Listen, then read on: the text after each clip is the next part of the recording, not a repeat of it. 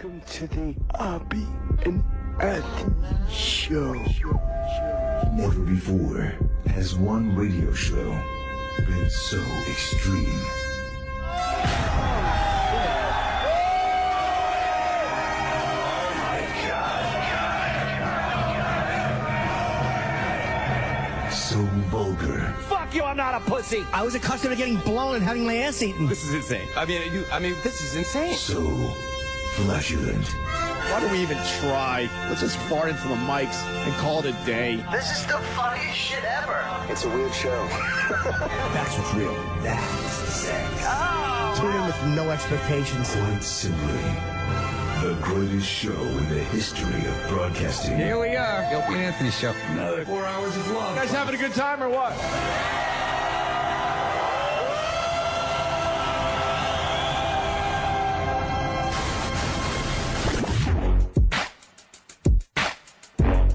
Yeah, check, yeah, check it. I'm up early in the morning, yawning. Put Opie Anthony, get Jimmy Tranny pointing. Opie like brother man, Ant wants to join the clan. Jimmy on the other hand, he working the other hand. Turn my headphones up. There are horrible people to say in this old objectionable human beings, and I want you to know unacceptable to my scene, but I'll give it a go. 50 Cent, Larry King, Opie and Anthony Show. Go. I know you feeling the flow, while Opie's mother hucking Jim's trying to get blown. Though we come to play around and we still in the show. I know you never heard nothing like this before. How important is the board? Bored you'll never be, and don't worry about getting shot when you're with Anthony. Oh yeah, on the edge of your chair. Cause you really want to hear Opie, Anthony, and Jimmy. Just keep it right here. This the Opie and Anthony Show. Yeah, the Opie and Anthony Show. Yeah, check it. This the Opie and Anthony Show. Yeah. It's the Opie and Anthony Show. Yeah, 50. Yeah, now Mike Tyson up in this bitch. It's the Opie and Anthony Show. Booga, booga, booga. Enough of this palaver. Let's get this show on the road.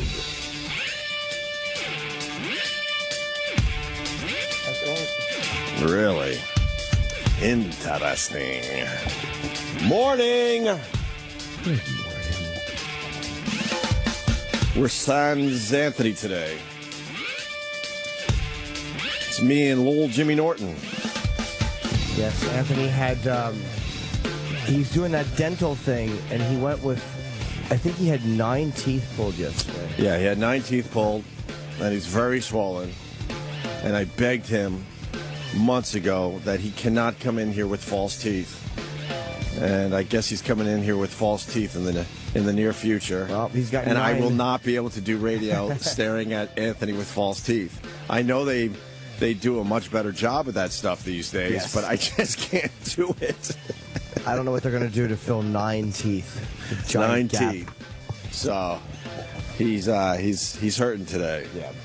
And he called it because of the swelling. I think he's embarrassed that they're just missing. Of course he's embarrassed. Between the swelling and I don't know, a lot of his teeth missing. How many teeth you got in your mouth? 80? I don't think it's quite 80. No? No, I think it's Is it closer to 30 or 40? 40, 41 maybe? probably around 80. I don't think it's. I'm pretty sure. 30, 20. I think it's about 80. Less than 80. Aren't we supposed to know this? How How many teeth do we have? I think that's one of those numbers we're supposed to just know. I'm going to say about 40. 40? My Yeah. guess was close to 40. Just Google it. How about Yeah, just count. I counted half of my bottom. There's no way there's 40. Well, yeah, You're fucking with me. No, because you hit 10. If you have your wisdom teeth in, you hit 10 like don't have my halfway. wisdom. My wisdom teeth came in perfectly. Look at you, special boy. Although I got a crooked one down below in the middle. We always bite the back of my tongue. That haters love to point out. That's another thing. They notice your crooked wisdom tooth? God, they notice I've never every noticed that. fucking little thing. I've been looking at your mouth for 13 years. But that's not a wisdom tooth. I got a crooked one. So I grew up poor. I might finally fix it now that Wait, you got a wisdom tooth in the front? No, you can't have wisdom teeth. You in the can't have front. wisdom teeth in the front. did I'm it just push- saying, it like, pushed it? my teeth almost came in perfectly. Oh, all of them. I got just a little, like one behind the other in my bottom row in front that people like to point out. They love pointing out our flaws. Is it an extra? Is it an extra tooth? I don't think so. I think my mouth was just a little small in that area and couldn't handle all the teeth. My mother had too many teeth in her mouth. Really? She went through a lot of dental surgeries. Too many teeth? How does Well, that her mouth happen? was small. I guess so. I'm guessing wisdom teeth. I remember a lot of times Too many teeth for her mouth. for her small mouth. Yeah. But the proper amount of teeth. Oh yeah. She was like a toothy idiot. Okay. I think that I remember coming home a lot of times with her when she'd go to dentist. She'd be miserable for a couple of days. She had a lot of dental surgery. Ugh. Did I ever tell you that I went out with a girl that had 6 toes No. on both feet? Ugh. Both? Yeah, I mean they were removed, and her brother had the same thing. What the fuck is that? They're frogs. Yeah. What does that mean when you have a 6th toe? I don't know. But there was like a weird like gap where the toe used to be. On the end? I don't remember anymore, to be completely honest with you. Well, I think it was between like the pinky toe. It wasn't between, right. Yeah, it wasn't an easy. It would have been an easy fix if it was on the outside, because it wasn't like a good looking toe. Oh.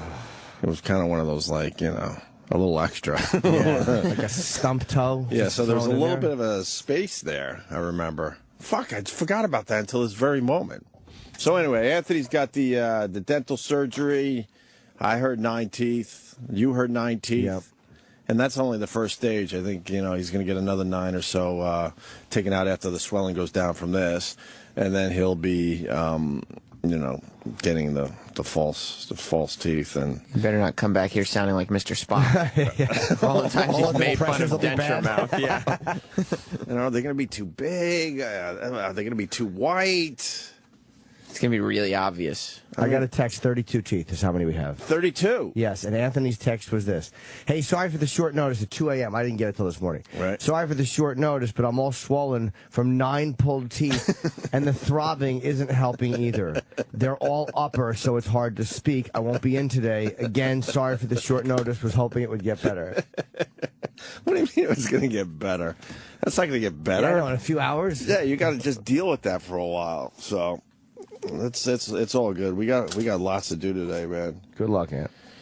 Feel better. We don't know who ate our cereal. No, that was never established. Don't worry, people. We're not going to do an hour on it today. I just wanted an update. We No. still don't know. Everybody at the show that will remain nameless that's on after us. Yeah, who said that yesterday? E-Rock. E-Rock. Huh? Jeez, keeping us guessing. Always keeping us guessing. Everybody on the Ron and Fez show said they have no idea, but it wasn't them.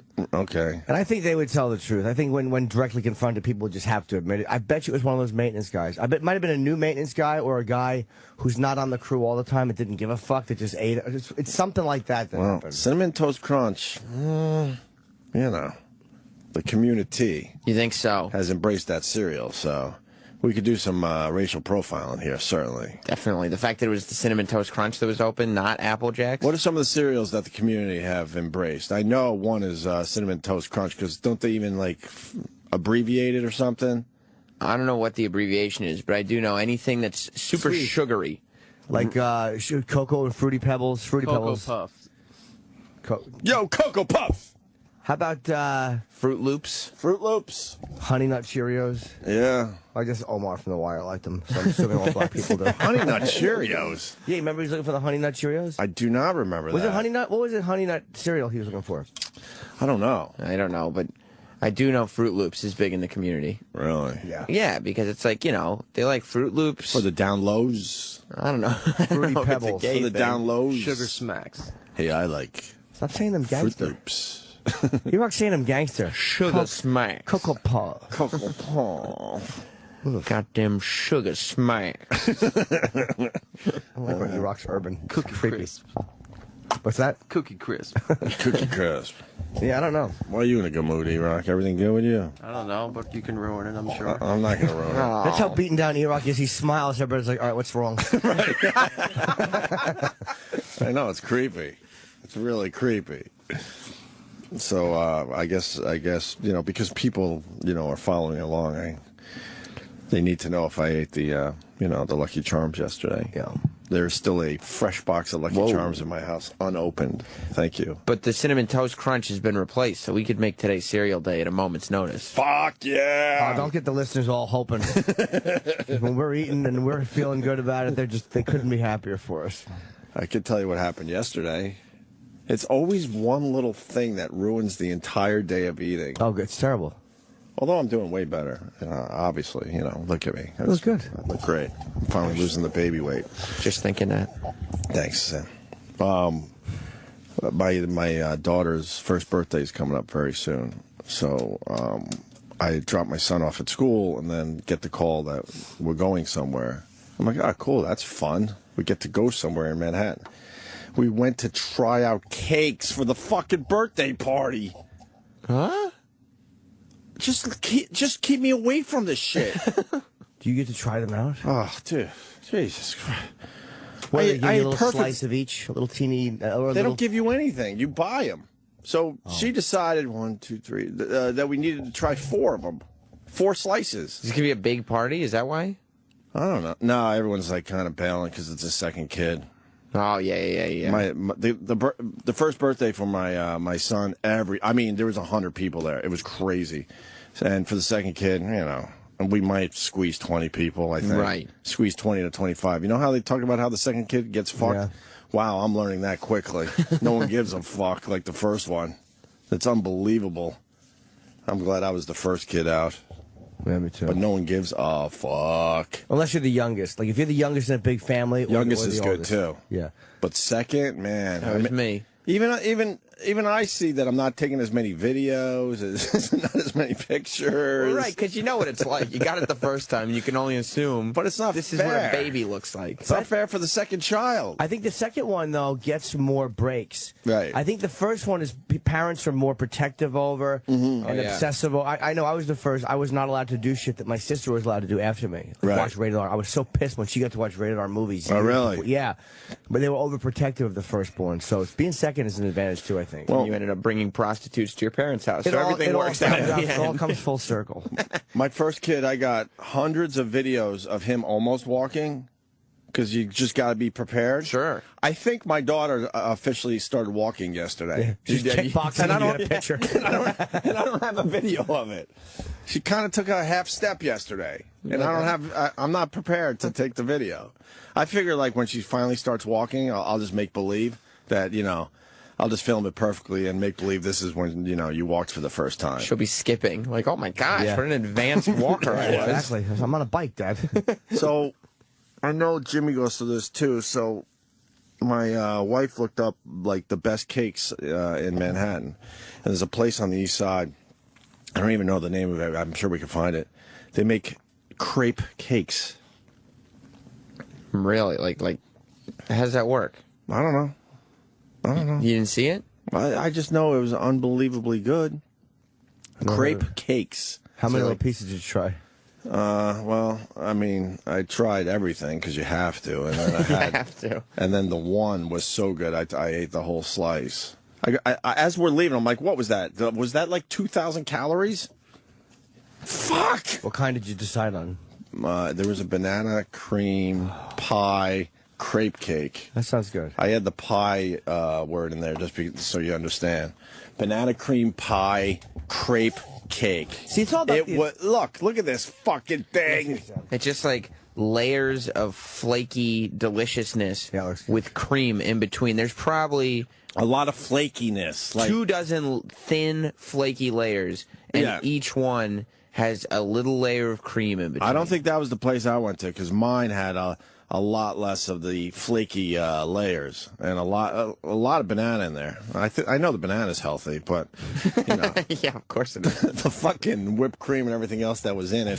It's like an E-Rock excuse. So it's banana cream pie. So it's banana. I'm like, I'm eating it. I'm like, fuck. All I had to do was stay home, and I would have been good. Well, why is it one thing every day? Why? Because there's so many temptations and there's so many opportunities. It's like you're giving into one. Yeah. It's not like there's only one presenting itself. It's like you're only giving into one.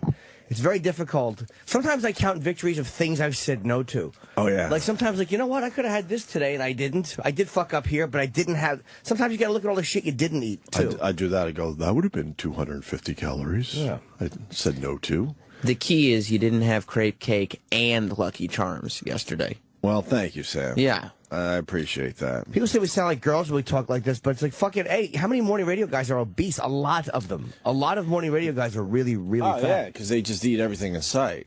You know. People send you food. People are saying at this point, Lucky Charms better fucking come to the table and start advertising on this show. Yeah. Because now I'm getting people tweeting me pictures of their bowls of Lucky Charms that they can't help themselves with. Sweet cereal is just so good. Yeah, look at the Apple Jacks. We gotta have some Apple Jacks today. I've been staring at those boxes ever since you brought them up because we've had them here for 3 days. Sounds like it sounds in a strip club. Staring at the box. Yeah, clever. If I didn't trip on it for 8 minutes. So there's your update. Yesterday was fucking banana cream pie crepe cake. It was ridiculous. They were fucking assholes in there, though. Man, that Upper East Side, for the people that don't know, there's a place called the Upper East Side in Manhattan. They are just fucking assholes. Are they over shitty there. up there? I think so. They are ridiculously rich, and what makes them shitty is that they're rich and they never earned anything. They're a few generations removed from the family members that made all that money. These fucking people have never worked a day in their lives. And I think that makes them shitty. What's the difference between there and the Upper West Side? Upper West Side supposedly is like more newer money, people that work hard and are doing well for themselves. You can just tell there's a drastic difference. Yeah.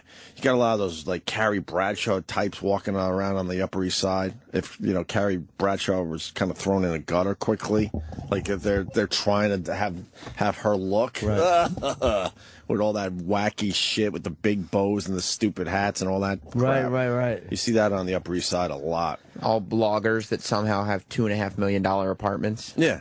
And old ladies that you just know have never worked, and they just shop all day, and they try out the fucking crepe cakes, and that's their day, really, you know? I think there's also more crime. The Upper East Side scares me more. Like, whenever there's a serial rapist or attacker, it's always on the Upper East Side, because whoever's doing it can go right back to Brooklyn or Queens faster. Like, you have more access to different boroughs, whereas the Upper West Side, it's like you gotta fucking go uptown, downtown, or swim to Jersey. There's fucking more. The Upper East Side fucking scares me more. They got some of that weird crime up there, so I don't know. It feels empty up there. Like, I've been up to the Upper East Side. I have no connection to it at all. Like, because they don't want you around. So I mean, the whole area shuts down. Even it does, right? Oh yeah, they close their shit a lot earlier. It seems to me, anyway. No train. No, there's not many trains up there, and I don't know. So that's where this joint was, and they weren't that nice, but their fucking crepe cakes were amazing. It was on 78th. In Madison, somewhere around there. It's an expensive lifestyle, this Manhattan lifestyle you got going on. Yeah, you want to know how much the cakes are? Well, I can't even imagine. For a 6-incher, which is a small version of the crepe cake, is like 40 bills. I've never even heard of going cake testing for a one-year-old's birthday party. Never. Not even for a wedding. Just, that looks good. Obviously, it was an excuse to check out something that's pretty damn delicious. How much is a big cake? I forgot which they said. I don't know. It's like 60 or something. I forget. You could maybe look it up online. My mom would have made you a cake for 20. She hasn't made us shit, Sam Roberts. She'd do a lot. That was years ago. For 20. She got insulted because that other kid was making better stuff than your mom. Was buying, and then not making. And then she tapped out. I've been keeping track. She didn't tap out. She tapped out. She got her ass kicked so bad that she tapped out of the whole competition. She's smarter than you think. She knows what you're doing right now. No, she doesn't. You're just trying to squeeze more baked goods. No, out of her. I don't want any baked goods anymore. Are you listening to what I'm saying here? E-Rock is yelling in my ear about baked goods. He has in there. He keeps saying, "I have cupcakes in here. I have baked goods in here." Why do you have baked goods in there? We had some extras, so I brought them in. Extras from what?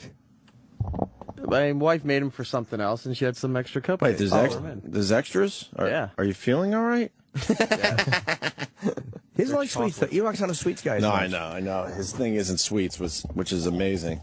E-Rock, bring him in and put him with the cereal. See, I try not to fucking have that shit in front of me. It's really... That's what I'm saying. If I don't see it, I'm good. I don't search it out. But if it's around, I'm fucked.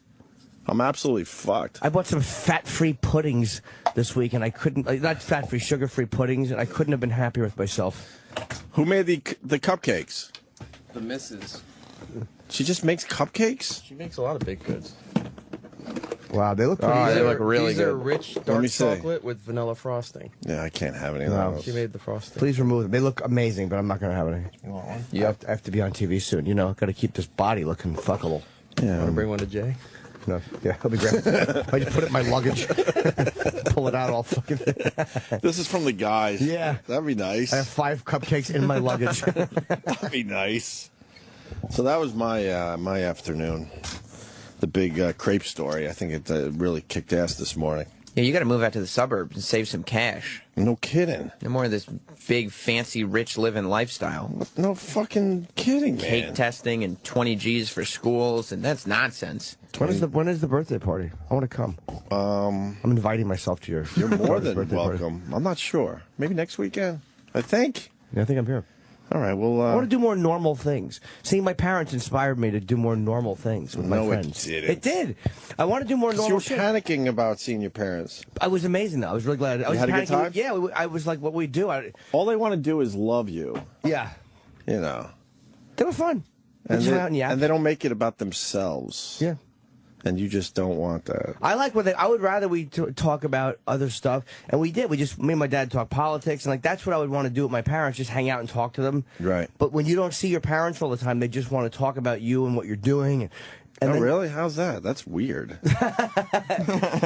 Why? What does your mom like to talk about? Are you kidding me? She doesn't ask you how you're doing? Fuck no. I forgot. What's she interested in? Everything, but what I'm up to, I guess. Oh.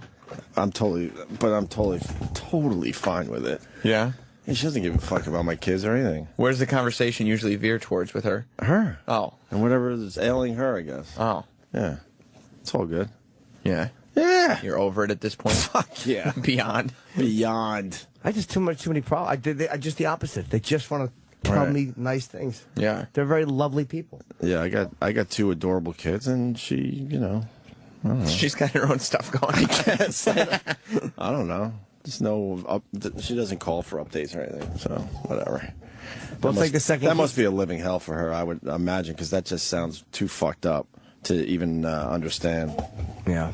Can you imagine living in that world where you're that fucking, like, I try to look at people with mental illness a little bit. It's hard. I get emails, whenever we bash people with mental illness, I always get emails from people, and they're like, fucking, dude, you don't understand. I say, all right, maybe not. I don't know. No, the only reason I bring it up is because a lot of people understand. What are they talking about when they write you and say you don't understand? Well, people that have it, they're like, I don't do that stuff that you talk about. And it's like, all well, right. maybe you don't, but I'm, Well, maybe try to have a little awareness. But we talk about it because everyone's dealing with this. That's what you learn. Yeah. Everyone has at least 1 or 2 around them that just takes up everyone else's fucking time. Everyone's energy. Holy shit. They never know they're doing it. Or if they do know, they're purposefully unaware. It's and that's the part that drives you crazy. It's not the crazy people like the people that wind up doing something terrible and then just blabbing into fucking, into a mirror. Like, they're like nuts. Right. But it's the people that are fucking, that know they're doing it on some level and don't give a fuck, or they purposefully avoid seeing it. That's irritating. Oh, it's a drug for them. They get off. I really believe they get off on it. I really believe people are much, this sounds a little strange, but much happier not being happy. Yeah. If that makes sense. Oh, yeah. They don't, like, that feeling of actually being happy is so foreign to them, they can't go there.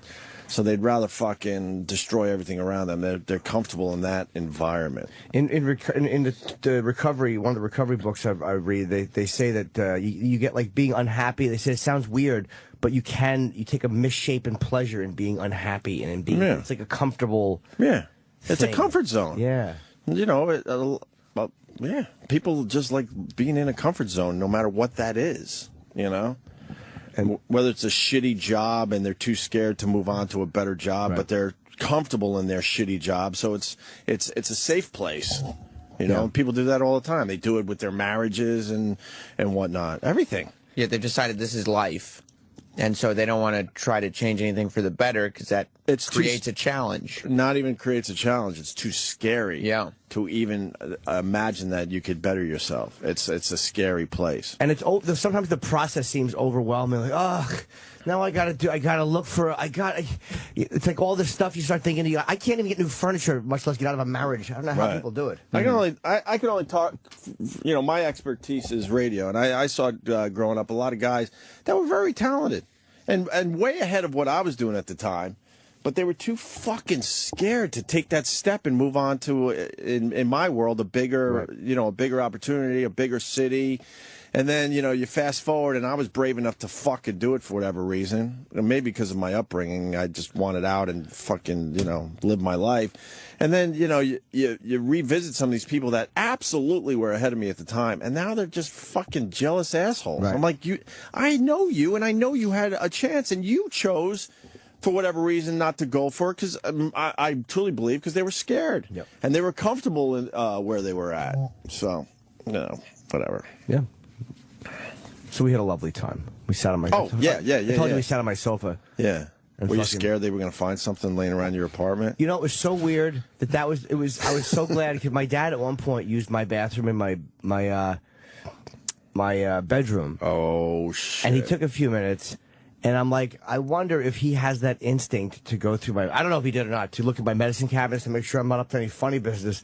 But I remember thinking, like, it's so nice to have zero to worry about. Like, no, I didn't care. There's nothing they could have found. Right. I mean, I gotta look on my computer at porn or go to my fucking history and see I've been jerking off on Xtube. No stains on your furniture that you'd have to pass off as Pepsi stains? No, the sofa's new. And we just kind of stayed there. But no, it was nice to not have to worry about anything they could find, or I didn't care what they did. They could look in the medicine cabinets. There was nothing there that shouldn't have been there. I love looking in medicine cabinets. You do every time? If you're going to fucking tell me where the bathroom is and it's upstairs in a faraway land, I'm taking a peek every time. Oh, yeah, you gotta. What was the prank where they put... I think of this every time I open a medicine cabinet, where somebody put marbles in the medicine cabinet, so if anybody opened it, all the fucking marbles would come falling out. Oh, that's great. I forget where I heard of that happening, if I saw it on a prank show or... That's funny. But I think of that so much, like, because there's just no way to stop marbles from tumbling out of the medicine. That's great. That is an amazing fucking prank. Yeah. I put the word in to Ronnie B, by the way. I asked him if he wants to come in today and, do a little radio. I haven't heard back from him, which is fine either way. But I would love to just do some time with Ronnie, so that might happen later. Who knows? Is this the marbles thing? I think it is. Guy looking, he's washing his hands. Marbles Large on YouTube is the video we're looking at right now. This looks too set up. It looks fake, and there's too many...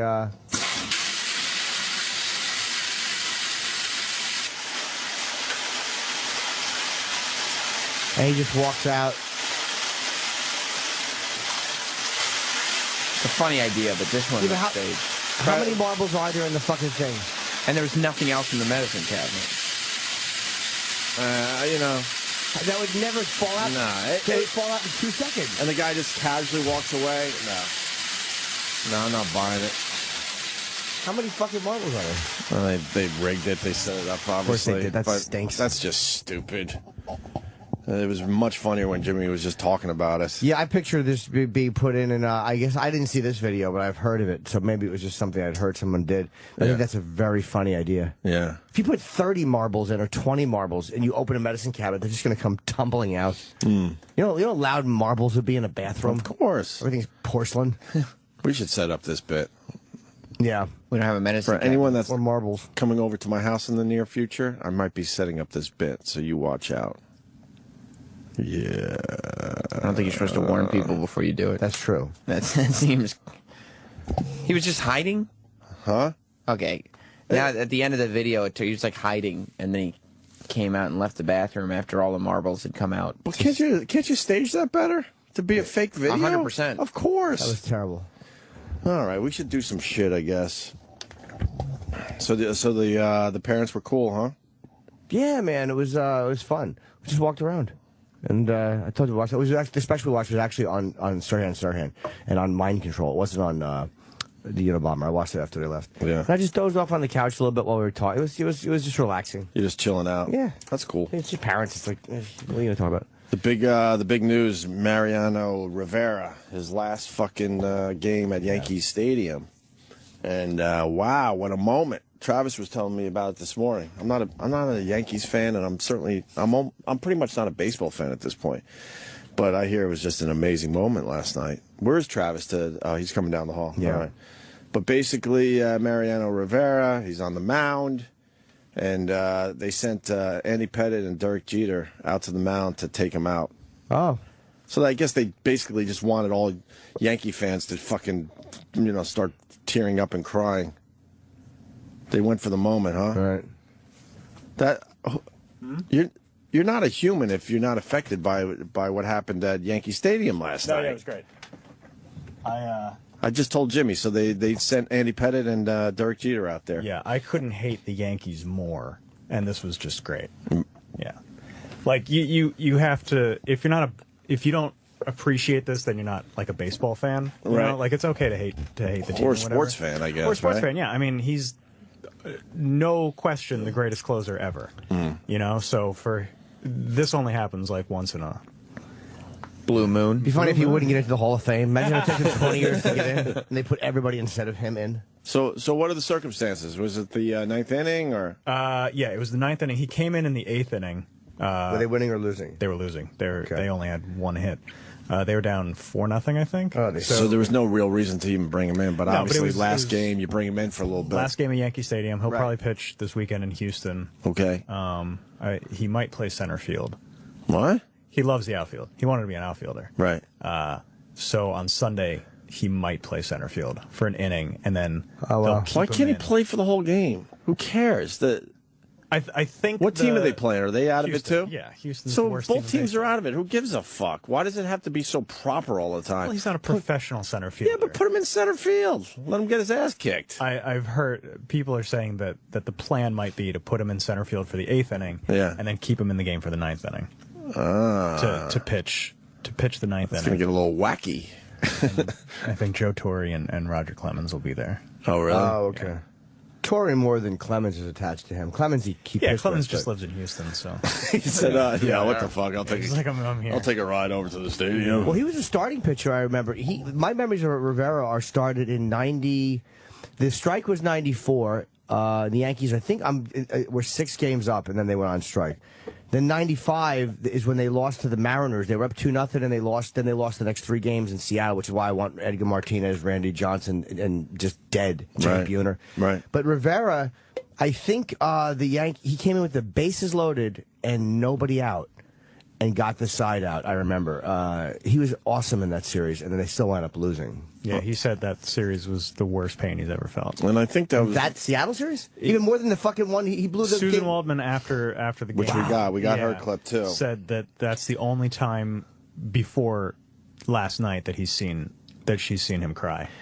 I'm surprised that to me the hardest one as a fan was a brutal one. But the hardest one was fucking to Arizona in 2001 when Yankees up 3 games to 2. Best days of my life. Oh, it was terrible. You loved that one, huh? I was sure it was over. Rivera was in. They were going to win the World Series. And Pettitte fucking got blown out in Game 6, which he never did. I mean, he usually pitched very well after, but he's good after a loss. After a win, he was shit. All right, well, this is how it went down. I haven't seen this yet. This is synced up with the John Sterling, Susan Waldman audio. Did he make it about himself? No, it's very good, actually. I mean, we wouldn't play it to make fun of. It was good. Okay. There's not much fun to be made here? No, not really. I mean, it was It's just a moment. It's okay great to have a moment on the show, right? I don't like a moment. We should go for all our moments today because Ant's out. It's very uncomfortable with real moments. So, can we dig up all sorts of moments today? This is a condensed version. It's not the full 5. This went on for like 5 minutes. Really? Okay. Here we go. From last night. Here comes Andy Pettitte out. He would be the greatest pitching coach in the game. And Jeter. Andy and Jeter. Oh, yeah, they're coming out. They're going to take him out. And Andy Pettitte takes the ball from Mariano. He's hugging Andy. What marvelous drama. Oh, my goodness. Gee, what marvelous. That's more than a hug. He's losing it. Really is. Holy fuck. He's really overcome. Pettit tried to let go like 3 times. Right. He's really lost it. Yes, he is. He's in tears. Now here's Mo walking to the dugout. He is really sobbing. Tips his cap, hugging his manager, his first catcher in '96. Tony Pena hugging him. They give him the ball. Now he hugs Larry Rothschild.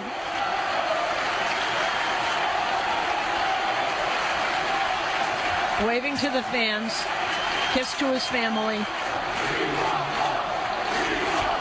We want Mo. Alex Rodriguez is pushing him up the stairs.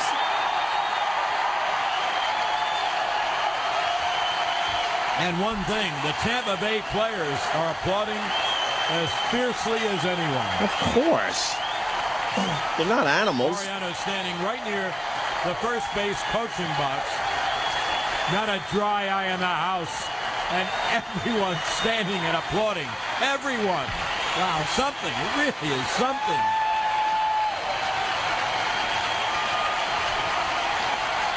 Now that smile is back. Wow. 43 years old. Wow. I got a tear in my eye. Jimmy got a couple little tears or something's going on over there. My eye I got itched. a fucking tear in my eye. My eye's itchy. Itches. The eggs. Wow. That was good. That was great. That's a moment right there. Yeah, that doesn't happen. I mean, you have to be a certain caliber of course of player, Like and that happened when Ripken retired. Like every stadium that he went to, they had a ceremony. Same thing. Is he the last player this much love went out to? Ripken? Baseball. Yeah.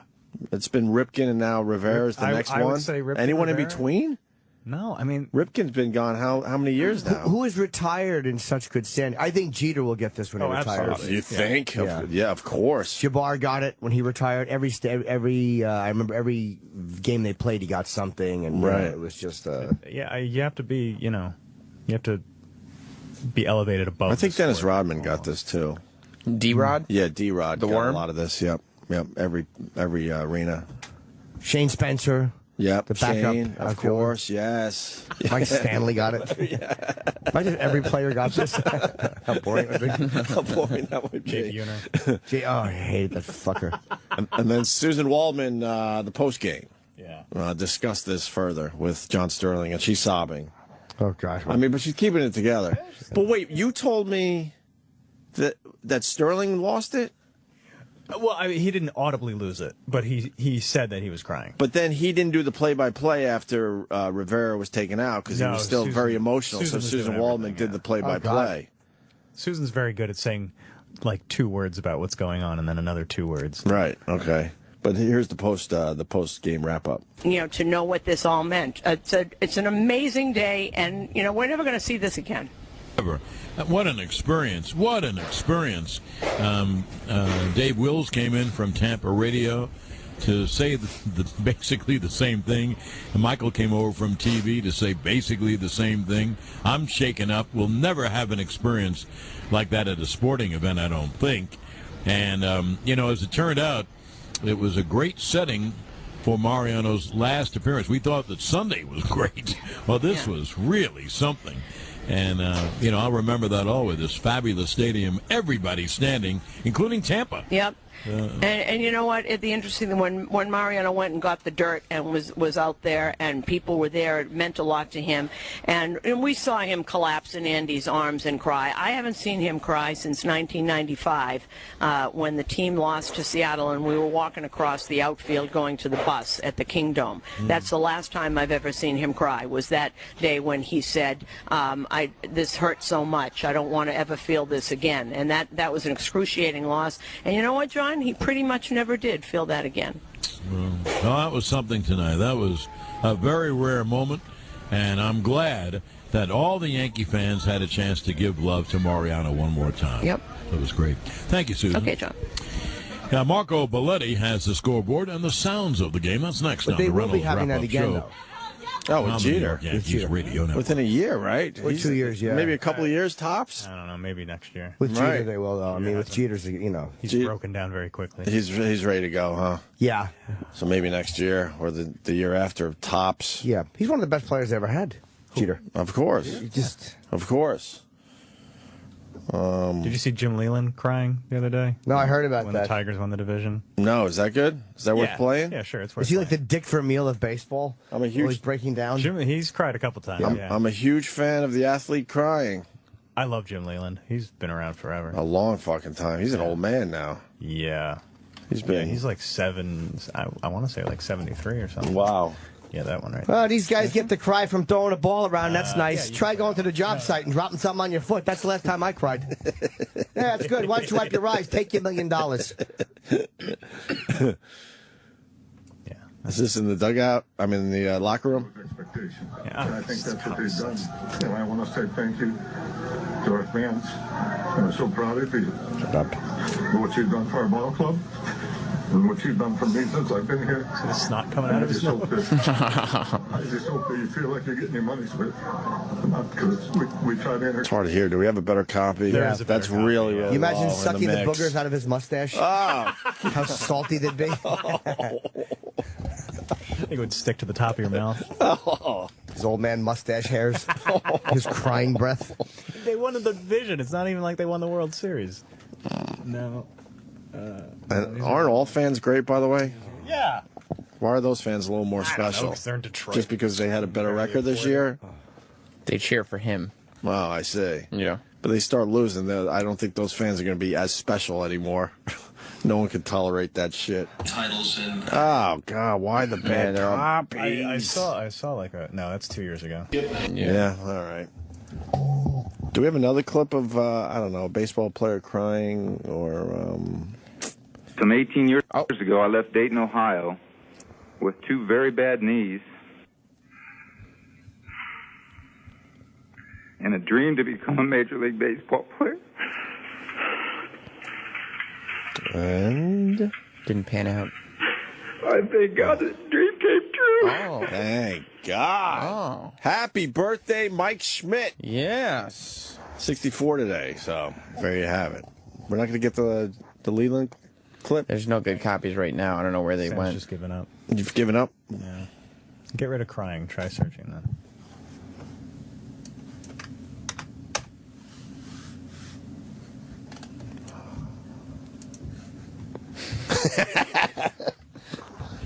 Well, we can play the bad copy because I want to hear this now. All right. That makes 3 in a row now, Central Division titles. That's a little and better. Fuck it. Sum up your emotions if you can. This is a special ball club that had to grind through another tough season, but as you look back on what you've accomplished now, something that hadn't been accomplished since the early 1900s, 3 in a row. What does it feel like? Well, I think we talked in spring training. This was a tough year for the guys because the expectations were so high, and it was almost like we were set up to fail. And from day one of spring training, I told them, don't get caught up in the expectations. Get caught up in how we're going to live up to those expectations. And I think that's what they've done. And I want to say thank you to our fans. I'm so proud of you. What you've done for us. And what you've done for me. There's snot's coming out of his nose. Dripping out of his nose. Yeah. Because we try to entertain you. You keep coming out, I can't tell you what you mean to us. It's like a 6-man.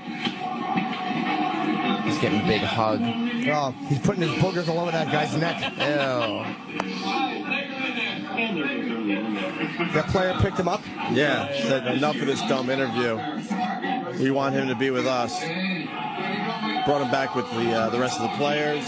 You know how annoyed I am at this whole goggles during the celebration It's so thing dumb, that's right? Started the last couple of years. What, goggles so their eyes? Yeah, so their eyes don't So they don't burn. get champagne in their eyes. And now they're fucking putting champagne all over Leyland, and he's doing some wacky dance. There you go. Ah, good for him. Yeah, blubbering. Who do you want to win the World Series there, Travis? I'll say Pittsburgh. You're the baseball guy. Wow, Pittsburgh. That would be. I would love Pittsburgh. Ridiculously huge if that happened. These champagne celebrations really do seem less fun and spontaneous when there's plastic covers being held up so the cameras don't get damaged. Oh, the old days, everyone's put shit on. got ruined and no one cares. That's the whole point. Right, but now there's a safe area. Okay, we're going to be doing the champagne in the safe area. Everyone wears like gigantic ski goggles. I never noticed that. Wow. But it's only started like the last couple of You're years. supposed to be so happy that you don't mind acting carelessly for this second because you're so full of whimsy that you just have to. Let me get my goggles and my poncho on. I completely agree with you. Yeah, everybody's got their goggles and poncho and they shake it up. But then again, if you got to play a ball game, who wants to get stuff in their eyes? And they're holding up plastic sheets, though. Sure. Sure, right? Guys, not my phone. But I come from a time that it was acceptable to destroy the stadium after your team won. So do I. That's what you You do. do too? I mean, because that seems like so long ago now. I think the last one was Wade Boggs on the back of that horse. I think after that, that was the jumping of the shark with that whole thing. I think they finally said, "Look, we can't do this anymore." Well, he said it. The phones now. People have too much electronic shit in the air. Like, their phones, their iPads, all this stuff that Thurman Munson didn't have. Who cares? You're millionaires. Go buy another one. Right, and I'm just saying. and just put your shit in something, knowing that this is the night that maybe champagne's going to be all over the fucking place. Or now they have contact lenses. They don't want champagne in their eyes. Well, who knows? You're supposed to, but you're supposed to be in the moment. That's true. There was a little past thinking about your It contact has nothing lens. to do with contact lenses. It has to do with the fact that they're getting paid millions of dollars, and these owners don't want them possibly getting injured. There was nothing more exciting when your team's about to win it at home, and it's late in the game, and people are starting to push forward, and then that final out, and it was just everyone releases at the same time. Yeah. And takes over the field. That was such amazing. And at the same time, I'm sorry, go ahead. No, go ahead. There's nothing more uncomfortable than watching a team that is about to clinch, lose the lead, and then they'll show in the clubhouse taking down the plastic really fast and trying to get everything out. Right. Oh, they do that? Oh, yeah. Yeah, that's happened plenty of And times. getting rid of the T-shirts. Yeah. Like, It's another reason you can't hold the plastic up and everything. Yeah. You can't prepare for that stuff. putting the It's supposed to be T-shirts, real. putting the T-shirts back in boxes. Oh, shit, they're going to lose. Right. Their brand new hats. Yeah, that's happened plenty of times. Yes, it has. Yeah, I just miss taking over the field. Not that I personally ever did it, but it was always fucking cool to watch on TV. When the basketball team won the national championship at Syracuse when I was there. Holy shit, those are That pretty. still happens. Yeah. It was in a That's way. one of the last places it really college happens. basketball. And college football a little bit, right? What do they do? It wasn't at home, obviously, because they do the championship elsewhere. But everybody just left the stadium and literally lit the street on fire. Like, people started taking their shirts off, lighting them on fire, swinging them around, doing whatever they could to tear trees down from the street. Well, you gotta. Yeah, I mean, it was Trees full will on. grow back. The riot police came. Right. But now, you see, like, the police slowly taking over the perimeter, and then everyone has to just be politely, yay, in their seat. I hate that. Because people were getting taken away in, like, those plastic ties and getting thrown on the riot school bus police things. All right. It was all good, clean fun, It was is what fun. you're saying. Right.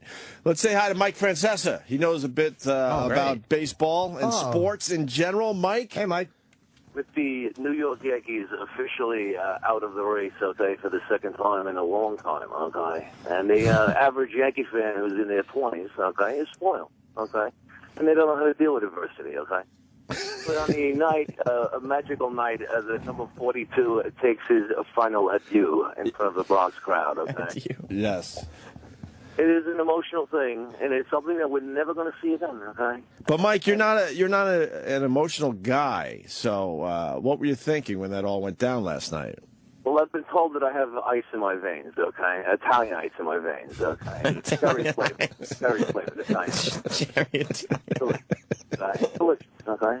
You ever have a hot day, you're in the backyard, and you have Italian ice, okay? It's great, okay? But sitting on my couch, finishing off my fourth bag of Fritos yesterday, I had a tear in my eye, okay? And it trickled down my rosy red cheek. And you didn't know what that was at first, I bet. A tear. You must That's what I was having a stroke, okay? But I ate 4 bags of Fritos. I caught that too. We're going to see a very different Yankee team, okay, coming up in these next few years. And it's something that the Yankee fan has to know, okay? The question is, if you listened to my show yesterday, ad nauseum, I repeated the number 189. Wait, back up. We didn't hear you because Jimmy really... Ad nauseum got me. The ad nauseum got Jimmy. What did you say? If you listened to my show ad nauseum yesterday, what? You repeated. You would have heard me repeat the number 189, okay? 189, okay? And that is going to be the Yankee budget, okay? Are they going to be under 189 million? Over 189 million, okay? If it's under 189, then you're going to finish in third place, okay? Because you're not going to get Gray starting pitching. Now, if you're going to go over 189, okay, because they say 189 and 189 over and over again. You keep saying 9. Well, that's how you say 9. Is that it? Yes. Oh. Now, we may see the end, we have seen the end of Andy Pettit. We have seen the end of Jorge Posada, okay? 3/4 of the Fab Four, okay, are gone. Number 2 is next, okay? And that's something we have to prepare for, folks, okay? Never mind the problems overseas and the world crisis and the budget. Is that when number 2 leaves, it is going to be catastrophic to the Yankee fan, okay? And that's something you got to prepare for, okay? Nothing lasts forever. 189, right? 189. Are you going to stay over, or are you going to go under 189? If you pull the tape from yesterday, 189. Every caller that calls, Mike, who do you think they're going to get next year? Are you going to be under or over 189? Now, before I go, okay, sure. I just want to say to Mr. Mariano Rivera, okay, it's happening again here now. I just want you to know that it was a pleasure to watch you, and I think that you're one of the greatest of all time, okay? I think that you're one of the greatest of all time, okay? I'm okay. We got to know whether they're going to stay over or the 189. All right, Mikey. I'll see you guys later. Thanks, Mike Francesa. You're getting a little emotional this morning. Yes. Yeah. This is a big deal. Okay. Can't believe how many Fritos he ate while he was watching the game. He made himself sound like a real pig. Real piggy boy. All right, if you listened to yesterday's show, I repeated it ad nauseam. All right, we got lots to do today. We're gonna take our first break. Okay. Okay. We're gonna talk Cory Booker. We're gonna talk costumes. We're gonna talk about Halloween costumes. We're gonna talk about Kanye West and Jimmy Kimmel going at it a little bit yesterday on the Twitter, right? A little bit. What? Kanye, I wouldn't call it a little bit. Kanye's a dick. He really is. He kept us cool. I mean, I know you like some of his music, Sam Roberts, but Kanye West is a fucking dick. I've started to respect him more for being a dick lately. Really? Yeah. And he's surprised when people take shots at him after he says stupid things in the press. Yeah, maybe he won't stop. He has no self-awareness whatsoever. He really doesn't, man. It's not. Of course, people are going to take shots at what he said recently. Of course they are. Sorry, Jimmy. That's okay. It's because he thinks it's probably that people are jealous of him. It's like he doesn't come off like, wow, he's arrogant in a cool way. He just comes off like a baby twat. Right. Like a twat. Like not like, wow, this guy is pretty confident, but like, oh, you little cunt. He doesn't seem to have a sense of humor. No, he's a little stoic-faced baby, and he's just boring to me. Although he's a great artist, but he's not, because I told my manager was at that fucking 12-12, he said they were fucking furious in the back that this cocksucker went over. And it's like, well, you think you're McCartney, motherfucker? The crowd didn't even like him. Well, he kind of thinks that. But he didn't even like him at that show. He fucking did terribly. He thinks he's greater than Paul McCartney. He'll still be booked at the next charity thing. Of course he will. I mean... Here's why. Because he's a black guy with a big name, and a lot of the white promoters are like, well, Kanye's pretty famous. They don't realize your audience doesn't like him. He sells tickets. Yeah, obviously. Not crowd. They didn't like him in that crowd. But he's a dick. Yeah. We got what he said in the BBC interview, right? Yes. That got Jimmy Kimmel doing his thing. That got Kanye doing his thing because of what Jimmy Kimmel did. They got Jimmy Kimmel responding to Kanye doing what he was doing because of Jimmy Kimmel's thing because of the Kanye interview. Right. And then you squeeze in some Sarah Silverman and you got a terrific fucking thing happening. Right? Yeah, Kanye took a little shot there. And then I think Jimmy Kimmel took a little shot too. Yeah.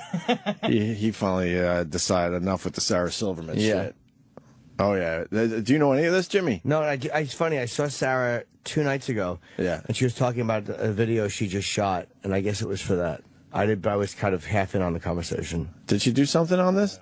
I don't know. Is this not it? Oh, this is I don't something think else. so. Oh, okay. This is different. Yeah, she did a music video with a friend. We'll walk you through it. Oh, okay. We'll walk you through it next, Jimmy. It's terrific stuff. It really is. I'm glad I didn't lie and say she told me all about this. I think there's other shit, too, that we're going to figure out. Yeah. Oh, for the Metallica fans, yes, it's a big day. Cliff Burton, left us 27 years ago. Wow. In that bus crash. Yeah. 27 years ago. So what, 86, I guess. Yeah. So we're trying to figure out what albums wasn't he part of? I'm going to guess he was Obviously on, Black. He was on Kill 'Em All, and I'm going to guess, was he on Ride the Lightning? I think Ride the Lightning was second. Was he on I don't Ride think he was on Reload. He wasn't on Reload. We're You're pretty kidding, certain right? of that. Oh, you are kidding. Okay, yeah. I'm not even sure if he was alive for Master of Puppets. I don't think so. I'm going to guess he was only on Kill 'Em All and possibly Ride the Lightning. Yeah, why don't we know this? Saint Anger. He wasn't on Saint Anger? No. Mm-hmm. You sure? Yeah, I think so. Didn't find They tributed him at the Apollo show. I mean, Yeah, I they like did. when bands stay loyal to a band member that died. Oh, I fuck, respect that. they've never got over it. I mean, how do you, obviously, but yeah. Okay, so we're gonna do some shit here. We'll figure out what records he was on. I don't know why Sam can't do it. Sam, it's so simple. Come on, Metallica fans. What Someone call album? real Google fast. what albums was Kill 'Em Cliff All, Burton Ride on? the Lightning. Yeah, he was on. He might have been on Master of Puppets. I'm assuming. When he did was. Master of Puppets come out? February of '86, so it would have been recorded. Yeah, before so that. they. Oh, he was on. That's okay. probably what they were touring with when That's bus the last thing one. happened. Yeah, As far as Right? big albums, though. So he definitely wasn't on Injustice for All. No, that was '88. Obviously, and then of course you got the Black album after 90. that, right? Black Album, Load. Well, yeah. Oh, Travis was right. Reload, he was not on. You. Saint Anger, he definitely wasn't on. So it was on. He was. Death Magnetic. He, No. No? So he was on Master of Puppets too. Wow. Okay. Yeah, he was. Yeah, so I mean, he was on 3 fucking great albums. He was on 3 fucking really good albums. All right. Wow.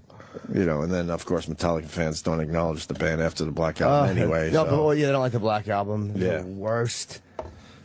Yeah, they changed it. Shut up. Fucking asshole. Why? Because they showed growth and you haven't? That's all it is. I'm the same guy I was. My fucking hair's the same. Oh, shut your fucking mouth. Do you remember the outrage when they cut their hair?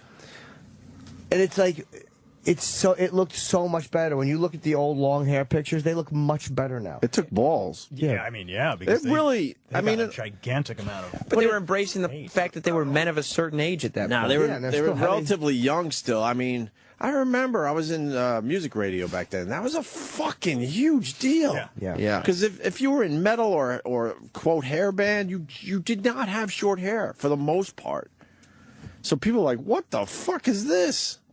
Remember? Does anyone remember? Yeah. Oh, yeah. It's hard to remember now because now it doesn't really matter what length your hair is if you're in a band. That was what, right before Load?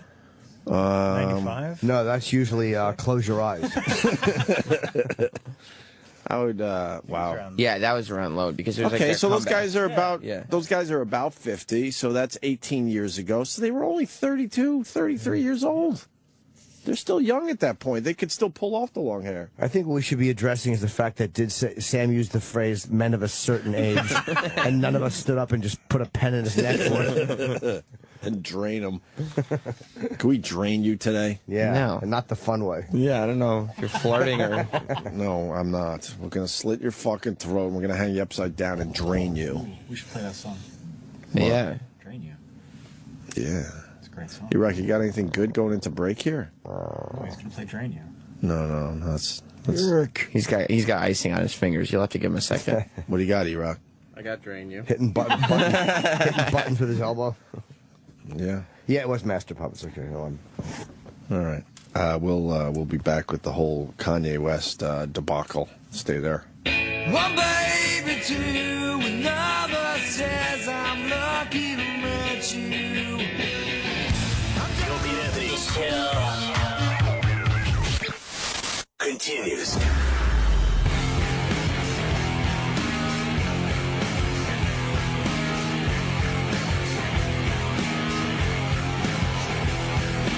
Wow, wow, wow, wow, wow, wow, wow. All right, we got to fucking get the Cliff Burton info right. I apologize. Yeah, in the end we did. I apologize because, I mean, there's hardcore fans out there and we just look like idiots. Yeah, Cliff, of course, we said it was on Master of Puppets, and we should know that because Orion, a song I'm not going to fucking Orion. Orion, I even said it wrong. Orion was his masterpiece, which they played at the Apollo this past weekend. I don't really know that song. I don't feel bad, though. I mean, like, we're, you know, we just weren't 100% sure if he was on that record, that's all. Yeah, we just, we know a little bit about a lot of things is what it comes down to, and then we get caught. Well, sometimes it gets confusing, because, like, Randy Rhoads was on Diary of a Madman and Blizzard of Oz, but that's because they were recorded at the same time. Like, there's these weird things that bands do sometimes, so you're not exactly sure, were they on half the album, the whole album, you just, you know. Orion. Is that a good song? Yeah. I remember when they played it at the Apollo, it was cool to listen to. Yeah. And is it an instrumental? I don't even know. Yeah. It is, right? It's an instrumental. Okay. How long is this? 8 minutes. Yeah. All right. I'm going to go eat. Opie.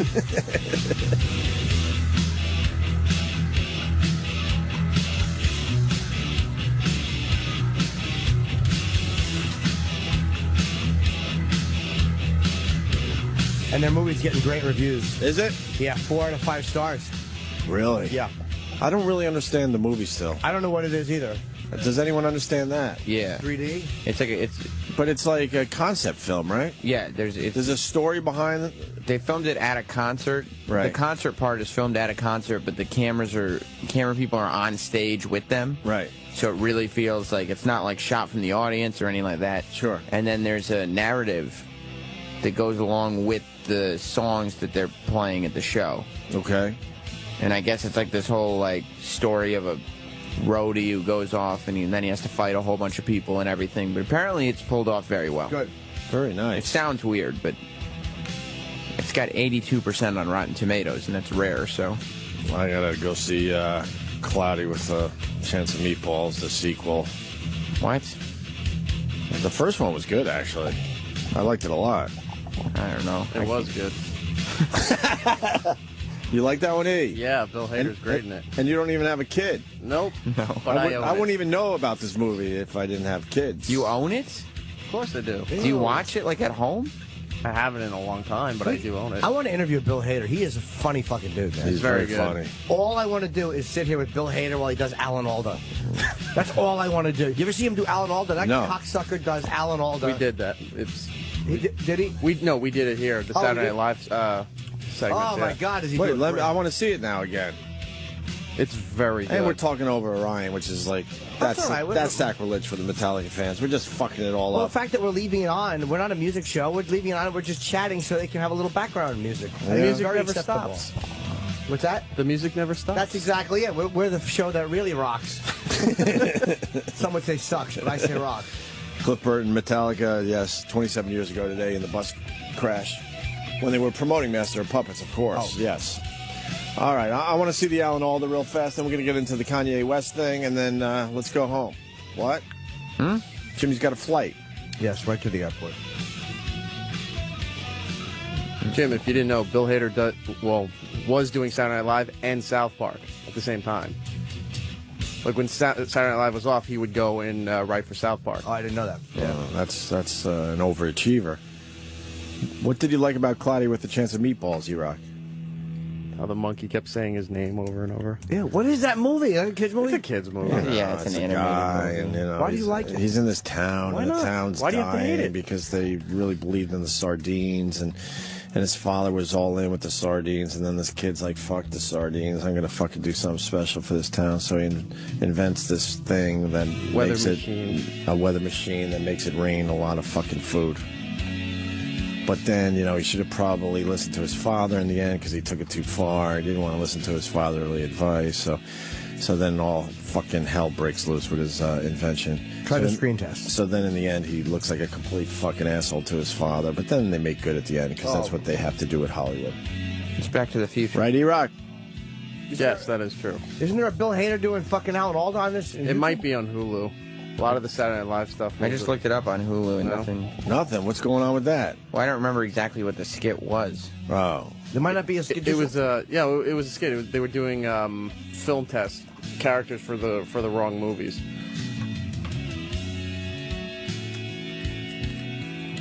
Yeah, Back to the Future might have been that one. Maybe. You just saw it. Yeah. Put it back. And now people are saying that Cliff wrote "To Live Is to Die" for justice, and it's a tribute to him. So he does have a song off Justice. You got this? No.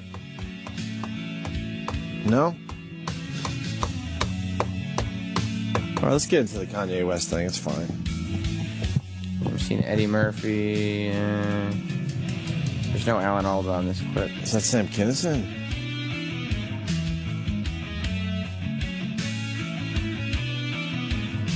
Great Scott. No, it's like an expression, like Great Scott. Right, okay. 1.21 gigawatts. You're doing a great job. That's Pacino. Yeah. But he does. I saw this on a screen test like this. Yeah, I'm sure, but how about the bottom one? That's a bad copy. Fuck it. We'll find it. No worries. Yeah, right. Somebody will send us a great link of him doing some Alan Alda, and we'll be good. So Kanye did an interview for the BBC press. Yes. The what? Radio, TV, print. Where was it? It was BBC Radio 1. Okay. Which is the big radio over there, but then it was also, for the internet. And Wait, they also film it and put it on? Mm-hmm. Wow. We're starting to film shit. No, I know, but that's really smart. We got a couple of really good clips up on the SiriusXM site. We got a nice clip of James Caan, and who else recently? People are noticing that it's a little different. That we're finally Stephen Merchant, Warren Haynes. Warren Haynes they're here all the time performing. filming. Hugh Jackman. Hugh Jackman is up on the SiriusXM site now. Yeah, so we're turning the corner a little bit. There's a lot of videos that we're missing, though, that I want to get. We're getting there, though. Malcolm McDowell, Brian Johnson singing. Don't we have that taped? No, I don't know. Maybe. Yeah, I think we do. But we got some good clips on SiriusXM's website now, so we're turning things around. So, Kanye, you got the clip? Yep. Should I give it away, or we'll just hear? No, what let's he just said? hear him. I don't know exactly what happened. It's fucking. This is part. I mean, the interview is an hour long, so this is part of it. Oh, we got an hour. It's good stuff, right? It's good stuff. It's all about eating up time today. By the way, if you're just tuning in, Anthony had 9 teeth removed last night, and the swelling was so bad and the throbbing pain that he called in. So we're very worried because we think we're only weeks away from Anthony and false teeth. False teeth. And I begged him not to do it because it's going to be very uncomfortable to see. Will you keep staring at it, you think? All right, let's hear Kanye West. We the real rock stars, and I'm the biggest of all of them. I'm the #1 rock star on the planet. There it is, that record. It says that. That's what your album says, and you come out. And, there are songs on there where you make that very clear. So what I want to explain to everybody out there is, like, I make music. Can you I pause do this it, for a but second? That was really uncomfortable. Is he just fucking around, or does he mean that? And No. that's the way he says it? He's not fucking around. He says it. I mean, but the way he said it was very cartoonish. Kanye's problem is that he says things about himself that he should just be waiting to For allow others? other people to say. Right. But he doesn't have a lot of patience for anyone, and he wants he's always been this way, but now that he's famous, he's worse. Is he the biggest rock star on the planet? No. Bigger than Bono? I mean, no, he's not. The biggest person making new music. That's not. I mean, Bono's big because he's got an entire back catalog. You know what I mean? Like Bono's not doing anything now that's revolutionary. But you can't throw those guys to the side. No, they're still fucking huge rock stars. Yes, Jay-Z is He's a bigger draw than Kanye West, but he's not. Even Jay-Z, and I love Jay-Z more than anyone on the planet, but he's not doing anything. He's not moving anything forward the way Kanye West is. He's still a twat. Well, how is he moving things forward? He's changing. I don't really know that world musically, but what is he doing that's like, holy fuck, I can't believe that he came up with this. He comes out with these albums that don't sound like anything in hip-hop, and then 2 years later, that's what hip-hop sounds like. Like Drake's whole sound And Drake is like one of the biggest artists there are right now, and his whole sound is basically something that Kanye West started doing 2 years ago that everybody's going, or more than 2 years ago, that everybody's going, what the fuck is this? Kanye West is an influential artist. He's a very good artist, you know, but he's just a hateable guy. Right. And not in a cool rock star way, but in a, oh, you little twat. But there's no self-awareness, because how he just said that he's the greatest rock artist on the planet right now, whatever. The way he said it, of course people in the pop culture world are going to fucking make fun of that. And he changed a lot after the Taylor Swift thing. Like, when he disappeared for a year and he came back, he came back with, like, just a huge amount of disdain for everyone, for the media, for the audience. But he did it to himself. He looked like an asshole that night. Yeah, why wouldn't he hate the media? The way he goes up and he makes a cunt out of himself. He handed that one to the media. But then he's allowed back on the MTV Awards. Right. Because and he's saying, and he's saying, look, everybody, look how good I am, that I can do that. I can make a cunt of myself, and they will still put me back on because that's how good I am. Well, and nobody else can get away with this. But he won't say the truth is that they just, if it was whatever, he's a cunt. That's all I can say about him. It makes it very easy to make fun of him. Yes. Extremely easy. That's true. All right, continue. Be limited to only one place of creativity, and it's literally only like 1 or 2 or 3 reasons why I haven't been able to break that down. But why would you feel that you are? Because this is the thing is you guys don't understand. You guys don't understand. You guys don't understand that I did the Yeezys, and they eBayed for $90,000. Right. And pause. I don't know. What? He's talking about fashion now and saying that he can be influential in all these different arts. He's saying that he made a pair of sneakers. I think it was for Louis Vuitton. They're called Yeezys? No, the Air Yeezys. What? Kanye is abbreviated to Yeezy. So he made these sneakers called Air Yeezys. And they went for like $90,000. Is that true? That's true. But there's something weird going on. How many did he make? Two? Somebody in his camp probably bought them. I don't see a regular guy just going to spend 90 grand on that cunt shoes. They were they were super limited, super expensive, and I mean, yeah, people. But went I bet you, nuts for I them. think Jimmy's right. I bet you if you follow the money trail, it's someone in his camp, because it makes for a great story. That his shit sold for $90,000 on eBay. Because you're right. The average person isn't fucking. Well, the average person doesn't have $90,000. Well, of course. So it's a non-story is what I'm saying. Mm-hmm. One guy who had unlimited money bought his dumb sneakers. There's nothing likable about this guy. It's no. But he's almost going out of his way to make himself unlikable. But it's not even in a cool way. Like You think he's going out of his way? I don't think so. I just don't think he's aware. No, I think he knows that he's not being likable. You sure? I don't think he cares. I don't think he cares about not being likable. I'm not saying you gotta be likable to be a good artist, but I mean, he's just a hateable douche. Like, he's a douche. Yeah, I don't think he cares about being a douche Do you ever hear either. Mick Jagger talk like this? Or again, Bono? Or Springsteen?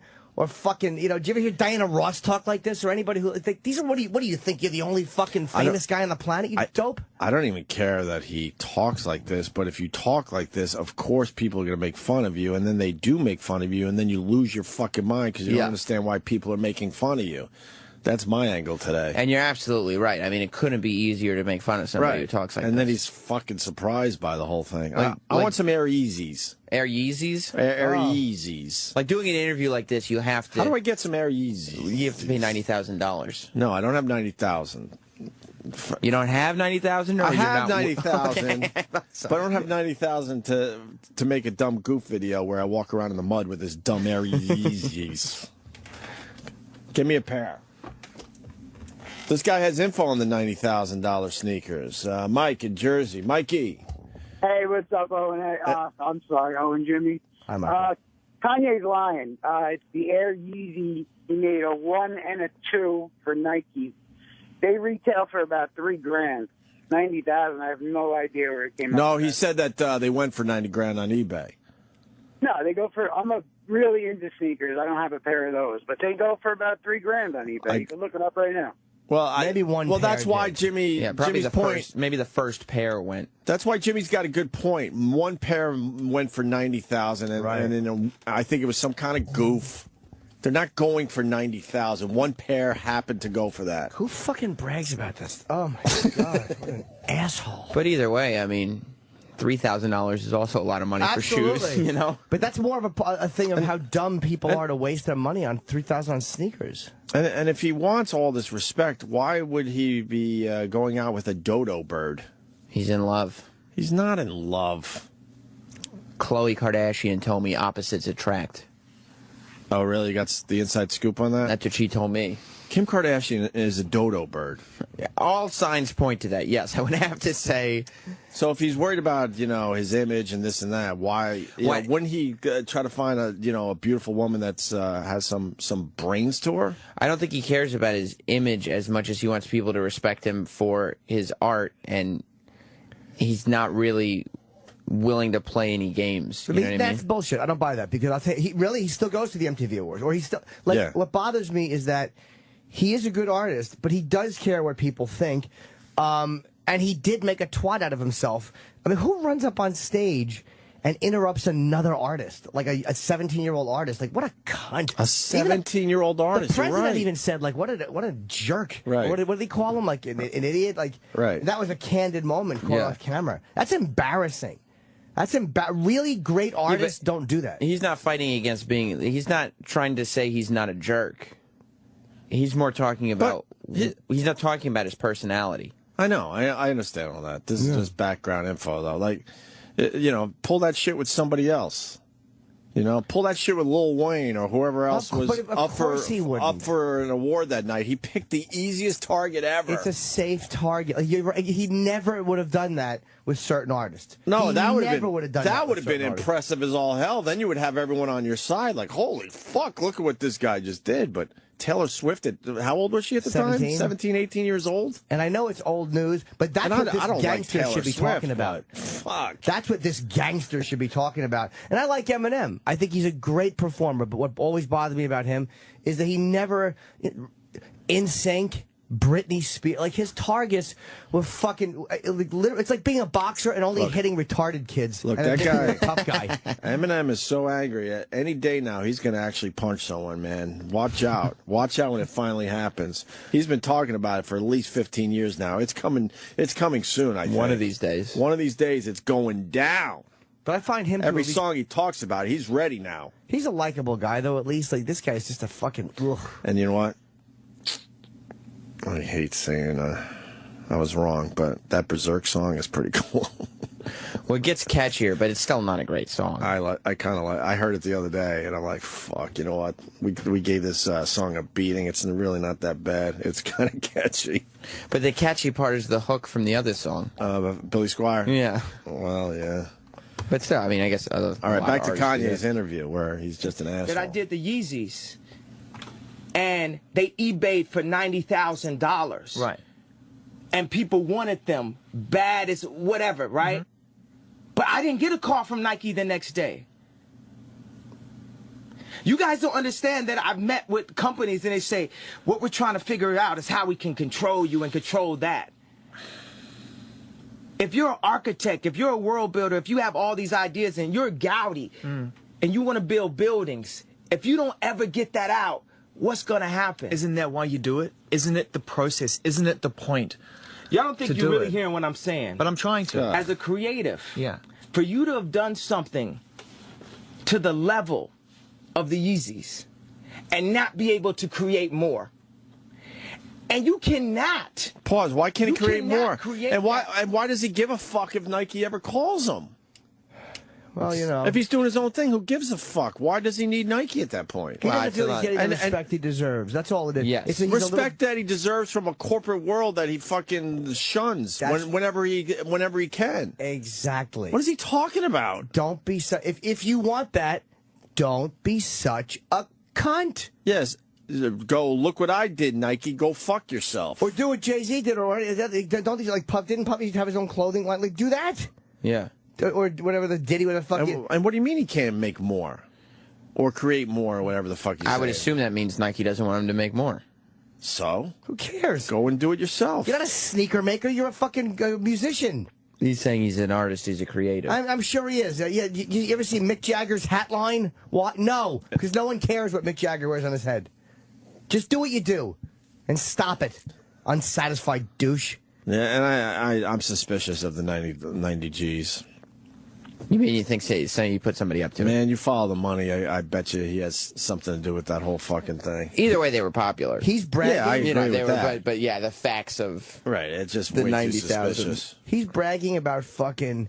I did this and I still can't get that. What he's basically saying is, I am that big of a fucking a cunt that I can sell shoes for 90,000 and they still don't want to deal with me. Yeah. That's basically what you're saying, dummy. Yeah. With no perception of himself. It's kind of interesting. And listen to the way he's talking to this guy who's actually giving him a nice interview. Yeah, he's just a cocksucker. Yeah, he's not nervous that he's talking to Kanye. Kanye's trying to alpha male the fuck. But the guy's trying to be nice to him. Yeah. Let's go. On your own, with no support, with no backing. So when I say clean water was only served to the fairer skin, what I'm saying is we're making product with chitlins, T-shirts. That's the most we can make, T-shirts.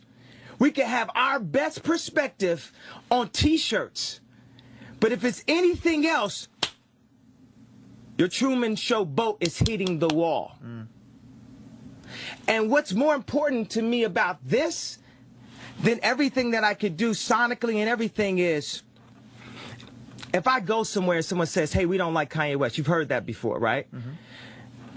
What people don't realize is I want to make uniforms for my high school basketball team through brand Yeezy. I want to make that one step and then make another step and then eventually do uniforms for the entire city.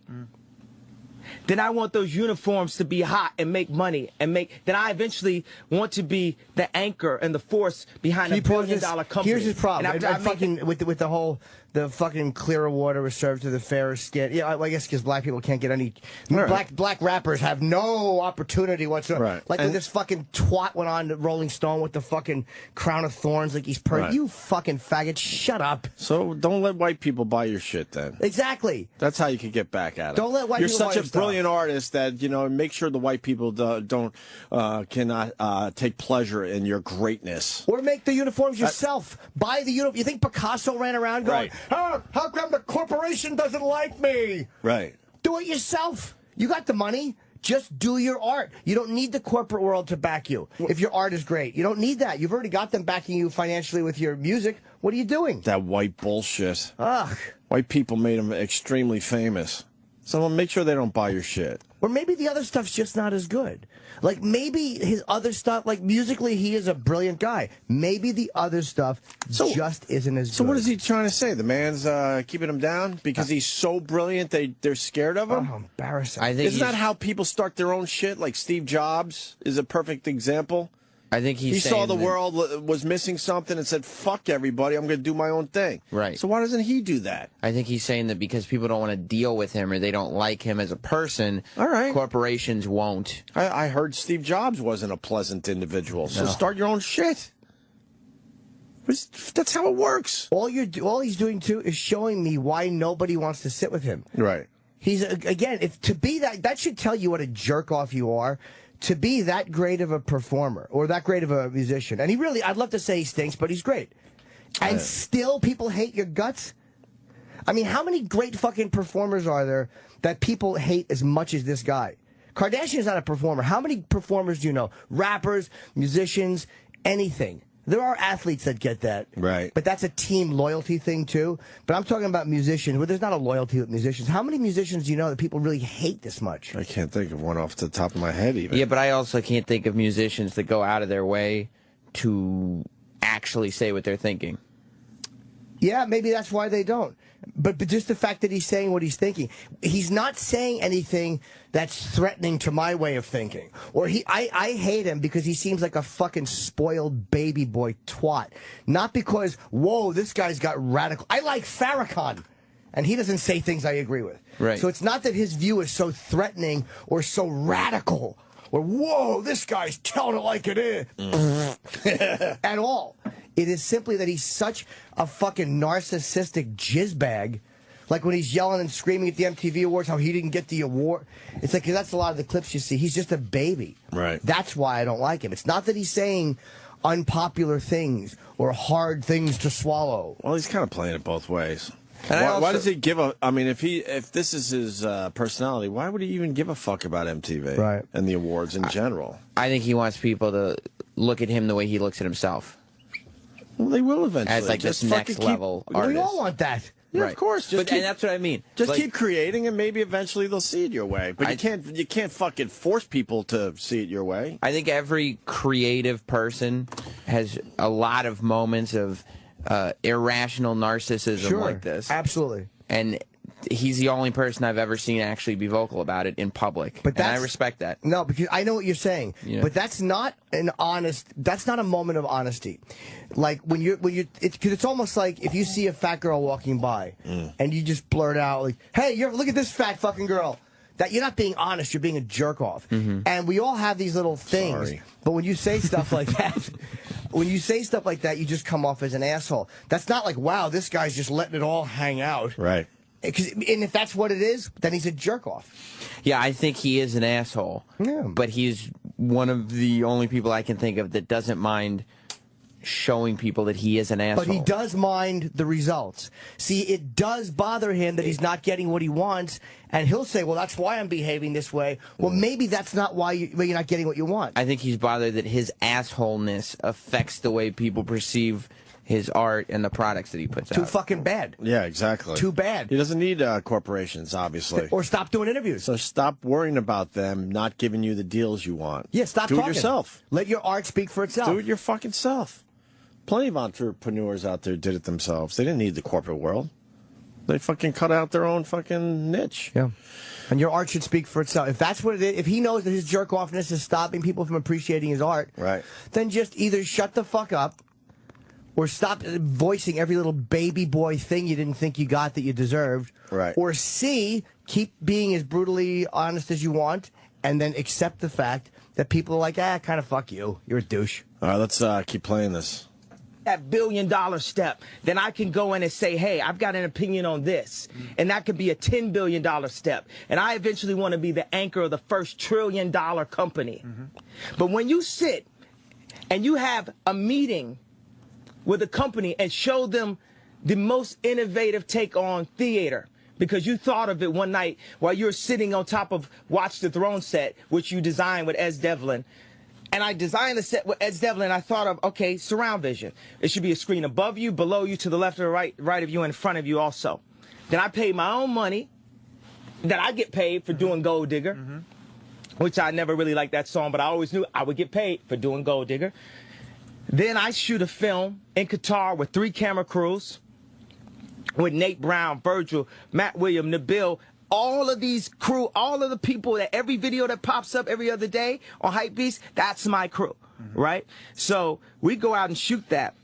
3 camera crews over 5 days, edit it over 30 days, show it at Amphar. No, show it in Cannes the night before Amphar on the beach, build it in a pyramid with Rem Koolhaas's agency, design the entire thing, put editors in it, blah, blah, blah. People give a standing ovation. I do an interview in New York Times the next year to say, hey, I did this, and I want to let you know I did it, right? Yep. And then it doesn't get mentioned in the interview. And a week later, they do an interview with George Lucas and Steven Spielberg, and they're talking about what the next frontier of theater will be and how it'll be higher price tickets, and it will be something that's Did he actually do this thing, Sam? Probably did. Yeah, I believe him. All right. He's a creative guy. I mean, I like him. I would say what I respect about him is he does not just sit on his ass and ride the last thing. Like he's always trying to do something different. Not only does he he's not not ride, a lazy guy. Not only does he not ride the last thing, but he takes for real risks when he puts stuff out. Like, you know what I mean? Like he has ridiculously popular albums, and then he will put out another album that sounds nothing like it. Yeah. Okay. By the way, Axl Rose, thank you. I knew there was one. Oh yeah, Axl, right? Great He's example. universally hated. Yeah, but Axl, didn't continue to reinvent himself, and Axl was not this guy. And Axl's a nut too, I think. I mean, Axl's talented, but it's hard to say he's. He officially never went away in his own head. Right, but he never did anything new either. He did the one thing, and that was it. Yeah, but then he was like, I'll take my fucking time, and I'll get back to you guys. Right, and then what happened? Yeah, well, he blew it. Right, and I think he's kind of understanding that finally. But he thought the world was willing to wait 10, 12 years, whatever the fuck it was. Whereas Kanye is just like, I want to keep putting stuff out, putting stuff out, putting stuff out. And if this pyramid 3D fucking four-sided, whatever the fuck he's saying thing was so special, why weren't people talking about it? Why does he have to wait for it to be brought up in interviews and elsewhere? I think he's especially saying, in this world of social media, wouldn't it just be the buzz? I don't know. I think he's and saying maybe that people that really know that shit. Sorry, Sam. That's okay. Realized that it was a creative idea, but it was ridiculous because it was overly expensive to pull off. True. Maybe he doesn't understand the business, and maybe I mean again, he's I don't about even know 30 if it's editors. true. I think he said, right? Yeah, and 30, that would be very expensive. But maybe he's in his mind. It would probably appear that people need to hear this thing from somebody like Spielberg because they won't take him seriously. Well, I mean, I do agree that some of the go-to guys are a bit on the old side now too, like like a Lucas and Spielberg. Maybe there are people, whether it's Kanye West or somebody else, coming up in the business that really has much better ideas than Lucas and Spielberg, but they don't have the credibility, so they kind of get pushed aside. Like, what does this rapper know about? Maybe I'm not. Yeah, maybe Kanye, maybe others. There's probably others out there. We don't even know their names because I agree with that point a little bit that the mainstream media always goes to the go-to guys. Then maybe those guys, their time has sort of passed them by at this point. Sure. He also, all you need to know about Kanye is that Bonaroo experience when he got booed because this dummy wanted to go on after Pearl Jam. Instead of taking the other stage, the main stage, the other smaller stage they gave him, but it was a great time spot. He probably would have been very well received. But then he sets up his video equipment. He goes on. It's getting like the narcissism of this idiot. Like, that's all you need to know about this guy. Like, there's zero self-awareness. So that's why people don't like you. So just accept it. Right. Let's keep going. And maybe that's a brilliant idea. I don't know. Maybe his thing is a great idea. He is obviously a narcissist. There's no argument there. Yeah, it's hard to like that. But anyone in entertainment has a little bit of that going on. Exactly. I think there's a lot more narcissists like this that exist that don't do this in front of TV cameras. But like I said, this is not being honest. This is being a baby boy and throwing a tantrum. Maybe he's a baby boy. But you know a lot of baby boys in entertainment. I do, but I don't know. Are you defending Kanye West? I will always defend Kanye West. I don't know that many baby boys off his dick that are so unaware of how bad they sound, or cry about the ramifications of being like. It's like then don't keep kicking and screaming and then cry because people don't like you because you're kicking and screaming. He should never went back to the award show. Yeah, maybe start there. Or maybe you don't need MTV. You look like an idiot. Go back to the award show only. I mean, did you see what he did on Be the guy that's too cool for MTV and their award shows and never show up again. That I would respect that. Yeah, but he's also got to promote. I mean, there's commercialism. He's so great, it sounds like he doesn't. But there's a commercialism to art too. You have to. Of course, you have to promote your that's shit. the problem here, and he doesn't like how they're handling balance. him. Hit play. I said, wait a second. I just only did the interview to tell people that I invented it. I made it. Like I remember when I was dropping William Morris, right? And then Sarah Newkirk at that time said, before you drop them, go meet with Ari Emanuel. And I sat with him and said, Ari, I'm an inventor. And he goes on to tell me about the way it works. And what he said is, you are a celebrity. So basically what's going to happen is there's product here. And this is where you end up, right here. If you can communicate this product, you can make money off the product. Because look at Gaga. She's the creative director of Polaroid. I like some of the Gaga songs. What the fuck does she know about cameras? So it becomes all of this thing where all of the musicians try to get more money by promoting other products, right? So you'll say, hey, you know what? I've got this water, and we've got this red version. We've got a red bottle, and we got a David Beckham version here. Then we got a blue version. So my opinion is no more than the patina on top of it. When I understand. All right, I'm done with him. I'm bored with him. He's boring. I just tapped out He's because a boring guy. it's not well thought out what he's trying to say. It's ridiculous. It's not well thought out. No. What are you talking about? I think he's just letting his brain spew. All right, we're going to tap out here because there's another 8 minutes. I don't need. I heard enough. There's another 55 minutes of the whole thing. Right, but the quote that's got everyone talking is that he said he's the biggest rock star on the planet. Yes. He's calling himself that. No one else is. And David Beckham, by the way, for advertising stuff, is the guy they like. They like guys like that. They like guys that's what advertising. You know, I've never cried that I didn't get a commercial. Because I'm not right for commercials, because people, I'm a dirtbag, and I know, who the fuck wants me associated with their product? That's probably part of it, too. David Beckham is a guy who's palatable, and they like, that's how it is with commercials. But he's not saying he wants commercials, he's saying he wants to make the products. But again, people don't want to be products. Exactly, make them or don't cry why people don't want to be in business with you. Right. Look, listen to it. Who the fuck wants to deal with this guy? You're so great, you don't need to be in business with anyone. Right. I'm going to say it over and over again. You can't have it both ways. Oh, fuck him. So that led to what? Jimmy Kimmel doing a little bit? Yeah, Jimmy Kimmel, he did this, which was an excerpt from the interview. We didn't hear this exact excerpt, but this is what it is. But he did it with children. Right. Because, you know. That's funny. Kanye's yelling like a child. Kimmel's doing some good things on TV, man. And it's so great that he's fucking smashing him.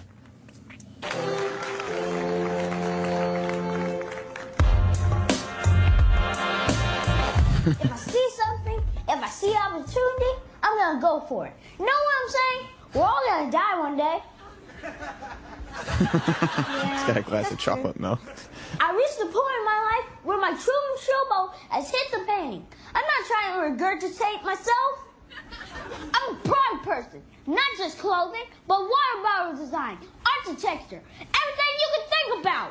Brought the leather Jordan pants 6 years ago to Fendi, and they said no. How many have you done seen with leather Jordan pants? Where's the culture at? Where is the culture at? Yeah, so? We culture. Rap is new rock and roll. We're the rock stars, and I'm the biggest of all of them. Jesus. Good bit. A little kid, that's great. And he did later in the interview talk about coming to Fendi with leather jogging pants years ago. And then, you know, now they actually are a big thing now. But he was the one that came up with that? That's what he says. That's so he got ripped off. Who? Oh, he's one of those guys. So then what happened? So then Kanye goes nuts on Twitter. Right. That was yesterday, Of course Baby Boy went nuts. Yesterday, like, afternoon. And starts tweeting a ton of shit to Jimmy Kimmel. Saying Sarah Silverman's funnier. Yeah. What else? I think you got it in front of you, but I can look him up, too. Well, Kimmel... Oh, I got it in front here? Yeah, I think you got it typed out. Okay. But then also, Kimmel read a bunch of them. Does an interview like that and then cries that people make fun of him. What a douchebag. All right, so Kimmel wasted no time in addressing Kanye West's angry Twitter tirade. We got that clip in a second here. He read some of... Okay, we could just play the Kimmel thing because he reads the tweets. So this was last night on Kimmel, right? Yeah, so he tweets him all afternoon yesterday. Right. And then apparently he called Jimmy Kimmel right before the show, too. Really? And Jimmy Kimmel references that. Really? Okay. Kanye West called me about an hour and a half ago in my office, and he's very angry because of a bit we aired this week. He gave an interview to the BBC, and we had a kid actor take the words and reenact it. We just had the kids say the stuff Kanye said. And apparently this upset him. He called me. He said a lot of things. He told me I had two choices. Number one, apologize publicly. And that was really the only choice. By the way, Kanye, this is going to be a good one, man. Kanye is going to get his fucking ass handed to him. Abso-fucking-lutely. He's going to lose this one in a humiliating way. He's in way over his head. Way over his head. He's just going to make a live audience laugh at you every night. Every night. Yeah, and Jimmy Kimmel's the type of guy, he's not going to let this go. Kanye's going to get destroyed on this one. Kimmel's got balls. Yeah. He's got the balls. I mean, it'll last, and then... Yeah, but where's the end?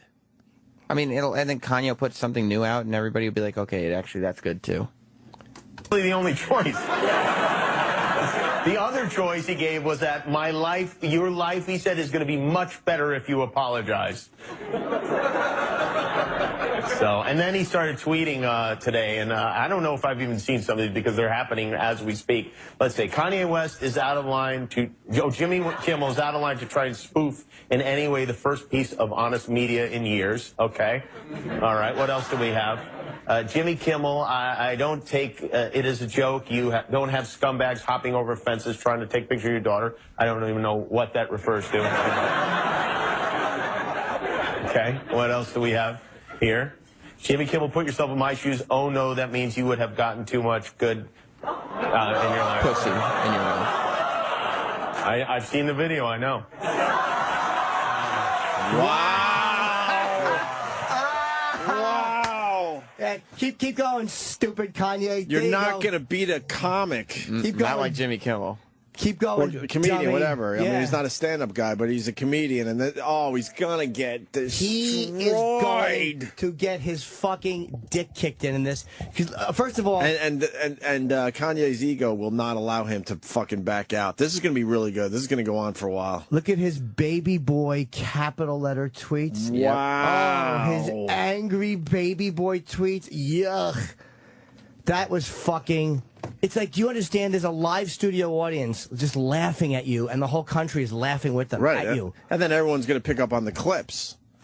I'm sure Kanye has a much bigger fan base, but wow, this is not good. This is years and years ago. A writer, I think Walter Winchell, was a very powerful writer, and he went after, I think it was Jack Parr on The Tonight Show, and they had a back and forth. And Winchell was a powerful guy, and Parr destroyed him.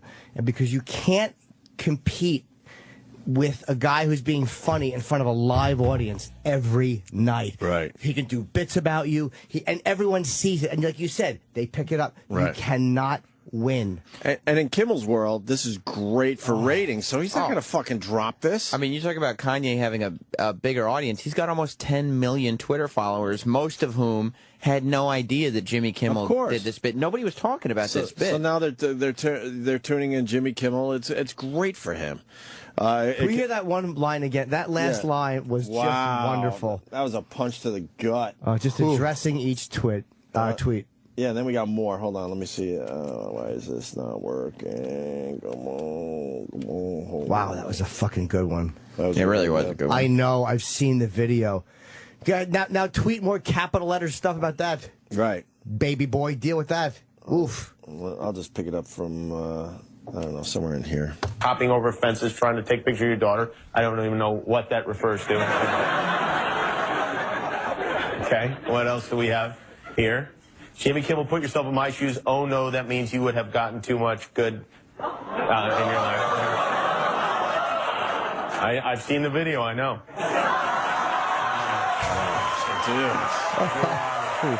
Wow. Wow. And then it continues. We got a new clip here. You can't put yourself in my shoes. Your face looks crazy. Is that funny? Or if I had a kid say it, would it be funny? It might. I'd be more than happy to give it a shot if you'd like. What else do we have here? Should I do a spoof about your face? Are you effing Ben Affleck? Which, by the way, was a spoof. I don't know if you thought that was the news, but hashtag no disrespect to Ben Affleck. Hashtag all disrespect to Jimmy Kimmel. A lot of hash in those tags. Are there more of them? Oh, yeah, there are some more. Okay. I like you. You know me. I went to your family's wedding. He did come to my friend's wedding, and he was very nice at the wedding. What else do we have? Who you made it clear to me wasn't your family when I was on the phone with you 5 minutes ago. You manipulative medium. Yeah, it was my friend. It's not my family. What else do we have here? Sarah Silverman is 1,000 times funnier than you, and the whole world knows it. On Twitter, he responded to that by saying, yeah, I know, right? Hashtag Wreck-It Ralph. Yeah. Because I guess she was in Wreck-It Ralph. Yeah, I think she was one of the characters in that. Not a great movie. That was a smashing. And people, and by the way, Kanye thinks people are laughing at his tweets. They're laughing at him. Of course. They're laughing at him. Of course. And then this. So, by the way, he told me on the phone, and I swear to God this is true, he said, I am the most powerful voice in media. I am Pac. He said, I am Pac a few times to me. Wow. All right. He said, you will never be able to show your face at a 14-year-old's high school football game and be cool again. He really is Pac. I mean, that is right out of the that's right out of the Tupac playbook, isn't it? So I don't know. I don't understand it. I don't know why he's angry. Again, the bit was pretty, I thought, innocuous. But finally, I'm in a rap feud. I've always wanted to be in a rap feud. Are you on my back? I'll watch your back. Yeah, I'm sure you do. Right now we're at Def Kanye 5, so we will keep an eye. Are there any new ones? Or we'll keep an eye during the show to see if he's got some new ones. Thanks, Kanye. Appreciate it. Yeah, this is all good for Jimmy Kimmel. What a dope Kanye West. All good for Jimmy Kimmel. Only good news. Kanye makes one dumb decision after another with his big mouth. Well, he can't help himself. Yeah. You know, that's what it is. The capital letters are the best. The angry, like, you know how dumb that looks? Like, you're so angry, and then people just... How does it feel to type these angry ones that you think you're going to be... And you're just being mocked and laughed at? Has it stopped? The tweets? Mm-hmm. Yeah, that was the last one. You can bet that will stop. He should record if Kanye calls. He should absolutely be able to record that. Yeah, but I mean, you can't I'm air sure it. he recorded. Why can't you? You can't secretly record somebody and then air it, I don't think. Maybe not, yeah. Maybe I'm sure he recorded it. Who knows? If someone goes, hey, Kanye's on the phone and you're in the middle of this, I'm sure, you know. But it is funny. I'm sure he recorded it. How embarrassing.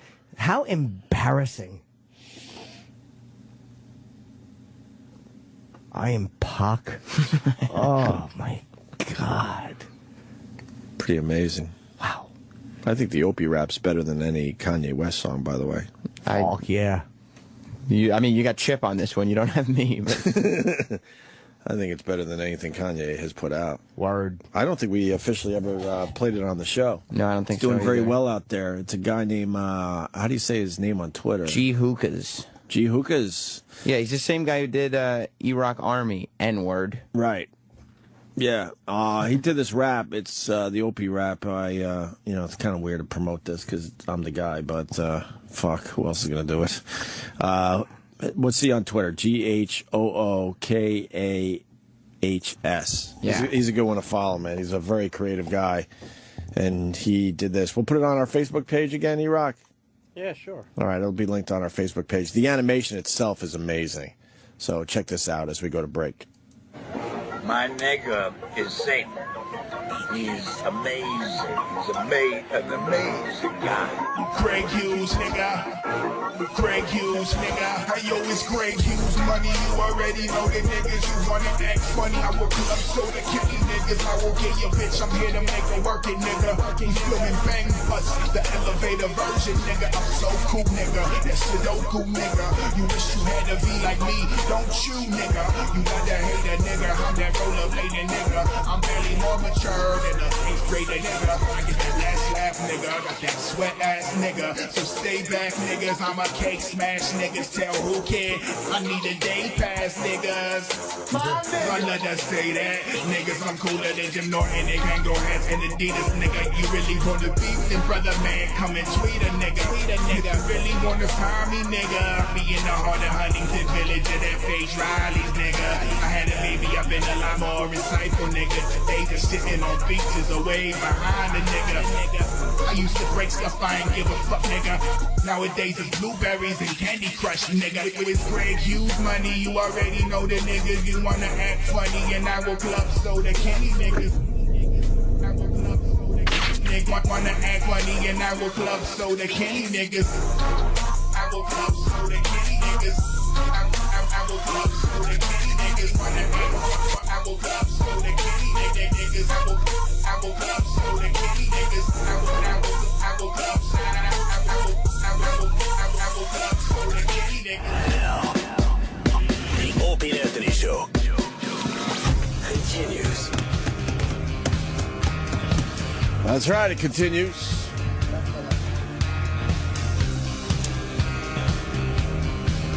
My kid doesn't understand why I don't talk to him through the radio. That's going down, Jim Norton. I've had girls that thought I did. Oh, really? Yeah. Oof. Yeah. Frightening. For real? Oh, yeah. Frightening. Wait, you're not joking? No. Holy shit. Psychotics. That's crazy. Yeah. No, my kid, is trying to talk to me through the radio, and he doesn't understand why I'm not, answering his questions. He thinks I can't hear him. He's right. He is right. 100% correct. He's like, why doesn't Daddy hear me? That's weird. He hears your voice. Yeah, he's finally figured it out. And yesterday, we were walking around, and a fan came up. He was very, very cool. Some dude that used to live in L.A. and now lives in our neighborhood. It was a little creepy that he followed me for 2 blocks before he said hi. Trust me, I've been around long enough to know all the tricks.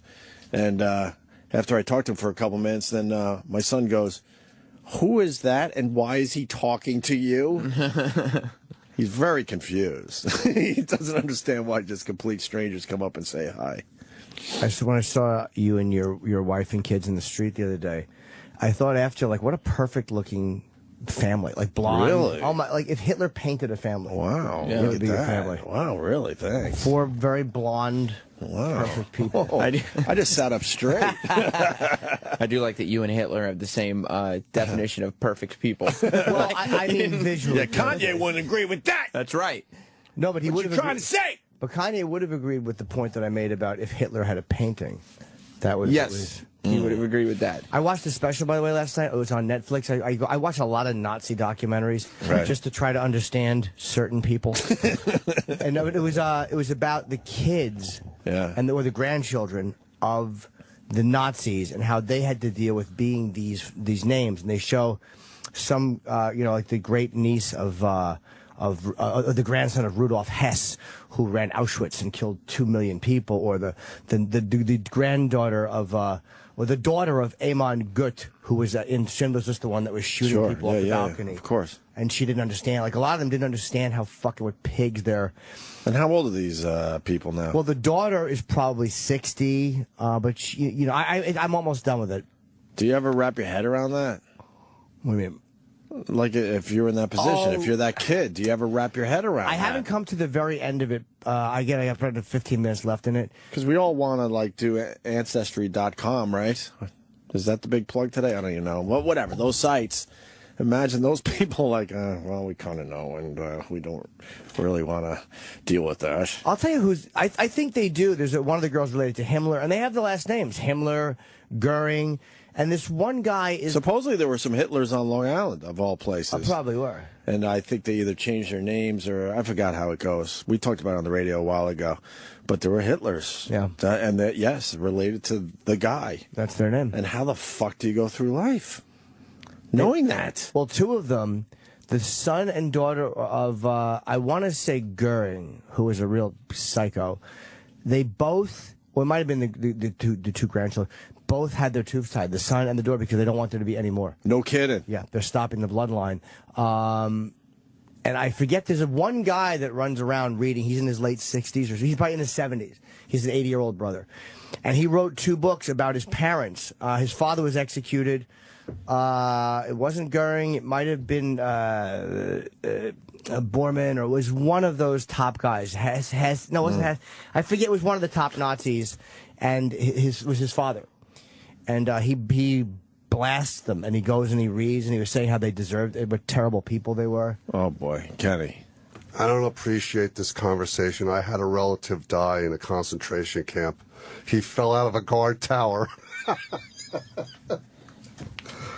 I will analyze what was wrong with that. It was, the timing of it was awful. See, the audience doesn't have to watch this lumbering up to the mic. And it was the fact that he knows he's told that joke so many times, there was no pause for the fucking punchline. It was like... He and everybody else's corny uncle have told that joke. I just wanted to contribute. But you know what? Right, well, you should still want that. The best part, he was beat red before he told the joke. He knew he was in a uncomfortable spot. Can you replay the rush to punchline? I knew how horrible it was going to be. But it was just the rush to the punchline. Oh my God! I specifically didn't pause because I didn't want you to beat me up. I know. Well, but aren't you a J? He's J. Yeah. You're a J. Yeah, this is what that was. Two Jews walk into a bar, they own it. Can you give me a second to go? What do you mean? Yeah, you got it, E-Rock. That's fascinating. What do they do for a living, the kids or the grandkids? I don't remember. Of these people. I wish I could remember the son's name, the guy with the beard, because he goes into schools, like middle schools and grade schools, right? And he reads excerpts from. So he kind of owns book. it. He kind of owns it a little bit. I would imagine some of these people, they don't, you know, you could get away from that. You know what I mean? What the fuck was? Could you Google top 5 Nazi lieutenants or whatever? I'm now it's gonna drive me nuts. What he's not a Himmler, he's not a Goering. I don't think he's a Hess. He's not a Bormann. There's one I'm missing. But yeah, people want to know the name of the documentary. Hitler's Children. Hitler's Children. Yeah, I don't think Hitler had any kids, but it's about, you know, it was just a catchy. Sure. Tyler, what are some? Where'd you find it? Netflix? Netflix has a great Nazi documentary. Netflix has great documentaries in general. Okay. Top 10 Nazis put. That's in film. No, not film. I wrote top 5 Nazi lieutenants. Okay. In Third Reich. I can't remember this guy's. Who he was, because usually now it's the grandchildren or the great nieces, because the children were much older. But this one guy grew up. Did he grow up in a fucking concentration camp? Ryan once said, "Hold on a second. He might be able to help you out because I did not see this, Jimmy. It sounds like a fascinating. It's really documentary, fucking though. good. I meant to watch 10 minutes of it, and I blew through almost all of it. Hi, Ryan. You saw this, huh? Yeah, yes, sir. Yeah, it's a great documentary. Jimmy's right. There's some really good parts in that documentary, especially the I can't remember the guy's name, but one of the guys that I guess his grandfather ran one of the concentration camps. He went back to the concentration camp, and was looking in the guy's house and where he used to live, and then that scene, Jimmy. I don't know if you've gotten there yet, but like for those Israeli kids were there doing the little tour of the camp, and he got up in front of them and he just No, I didn't see that part yet. I did not see that part. All right, never mind. I didn't say it. Wait. So some of the Nazi kids that they grew up in these concentration camps in other areas? Well, this kid didn't know. This kid is Rudolf Hess's grandson. I saw the part where they got to where he went to the camp and he's looking through the old house. Because this grandson of Rudolf Hess, his father, when his father was young, he was living in Auschwitz. Because they had a place where the German family lived. And this grandson became obsessed with this photo from the inside of the German household to a gate. And the gate leads into the concentration camp. And his thing was, how much could they see from this gate? What did my father and family see? Like, not Rudolf Hess, but the regular parts of my family. What did they know that was happening? What could you see? So he brings the photo with him, and he goes into the gate, the little yard area, and he just to look through this gate and see what could they see into Auschwitz. But he's the grandson, and they said he looks like Rudolf Hess. Who am I thinking of? Goebbels? There you go. The beard. Wait, who? The guy with the beard. Who's the guy with the beard that I'm thinking of? And his father and mother were both Nazis, and the father was was it Joseph Goebbels? I think so. I don't remember. All the names kind of run together. They just got this one big. Okay. Because you wrote a book about his Nazi father. Hold on, I want an answer to some. So the German families had families that were close to the concentration camp, like living. They lived in the camp, but in the nice section of the camp. Yeah. No, of course. But my thought process is this. So now the guy. He's killing Jews all day long, and then he comes home for supper and throws the ball around with his kid? Yeah. Yeah. And that was what. How fucked up is that? They're the worst people who ever lived. But how do you do that as a human being in your head? That's what these kids are wondering. That's what they're wondering. Like, so he goes through the gates. That's the bad part of the camp, obviously. Yeah. But then at the end of his workday, because it's work to him, he comes home and has a family life? Yeah. Holy fuck, how do you do that? Well, the daughter of... Knowing also, that you're in there killing kids, and then you come home to your own kids? Yeah, it's... Wow. Amon, I keep saying Gert is how his daughter, the Gut, whatever the name, how you say it in German. Yeah. She said that she asked her mother when she was younger, because she thought... She said, I knew that all these Jews lived in this work camp. She said, thank God it was not an extermination camp. It was not an extermination camp. What's it begins with a P, whatever the name of the camp was. And so she said, I knew that sterner measures were necessary sometimes, but she had no idea that her father was standing up there with a rifle and had killed tens of thousands of people in that camp. Do they describe their fathers as being good people? No. Obviously, you know, time goes by and you know. No. They despise them or whatever, but at the time, do they remember them as being good parents, good fathers? I don't remember if she did. I would love to know the answer to that. She was shocked to hear what he had done, though. Right. Like, she said she asked her mother, did he ever kill any Jews? And the mother said, well, a few. And she kept pushing her. How many is a few? Is it 2? Is it 3? Is it 5? I mean, it turns out it was tens of thousands. And she said her mother beat her with a switch. And why? For asking the question? Yeah. I guess the mother didn't want to answer it. And she said that she walked into a bar she used to go to. And she would hang out in this bar. And she said the bartender, or the owner, was a very nice guy. And she said one time the dishwasher wasn't there, so he rolled up his sleeves. And she saw the number on his arm. And she said, where were you stationed? What station? What camp were you in? And he goes, well, we don't want to talk about that. And she finally said, well, no, I would like to know. And he goes, you would never heard of it. And then he said the one that her father used to run. And she thought her father was a decent guy. So she goes, oh, my father used to run that. Gut. Did you know Gut? And the guy's like, no. And then the guy goes, do you mean Get? Because they couldn't say his name in Polish. Right. And she said, yeah, that's my father. And she said that the guy, he just went white. Of course. And he screamed, that murdering pig. And she, like, I think that showed her how awful this was. Like, she had no idea. How awful her father was. And watching Schindler's List, she said, she went and saw it in the theater. And she said it was just, it was extraordinarily upsetting to see. Wow. Jesus. You're not talking about Hess, are you? I don't know, to be honest. Rudolf Hess's grandson is the one who ran Hess ran Auschwitz. Right. And the grandson went there. Amon Gertz ran, begins with a fucking P. Let's go to Larry. Larry! Hey, Larry. Hi, guys. Plaslau? That's probably it, yeah. All right, I didn't know that, but someone came up with it. Plaslau is the name of the camp. Go ahead, Larry. Rudolf Hess, I don't know, Hess might have ran the camp. Rudolf Hess was an air minister who flew to England at the beginning of the war very early to try to forge a peace with England, crash landed and spent the rest of his life incarcerated. And his son has written books. He eventually committed suicide in Spandau prison in Berlin. There might have been another Hess that ran Auschwitz. I don't know who did that. Oh, I thought Rudolf Hess did. No, not Rudolf Hess. Rudolf Hess crash landed in England in 1942, I think. Oh, okay, I'm wrong. And spent the rest of his life incarcerated. Oh, okay. Goebbels left no children. Joseph Goebbels was the propaganda minister, and in the bunker in April of 1945, his wife and him poisoned all their children, and then they committed suicide. So there's no surviving direct children of Joseph. Wait, so it might have been a great niece or something, right? A great grand. What was the logic of poisoning his own children? So Does anyone know? Oh, yes, they would all just die and not have to live through the capture. Okay, gotcha. Oh, so it wasn't Rudolf Hess then. Who ran Auschwitz? That I don't know. Okay. I don't know who ran the camps. I've read extensively about the camps and the camp system. Yeah. And visited Dachau. I wouldn't recommend it. It's extremely depressing.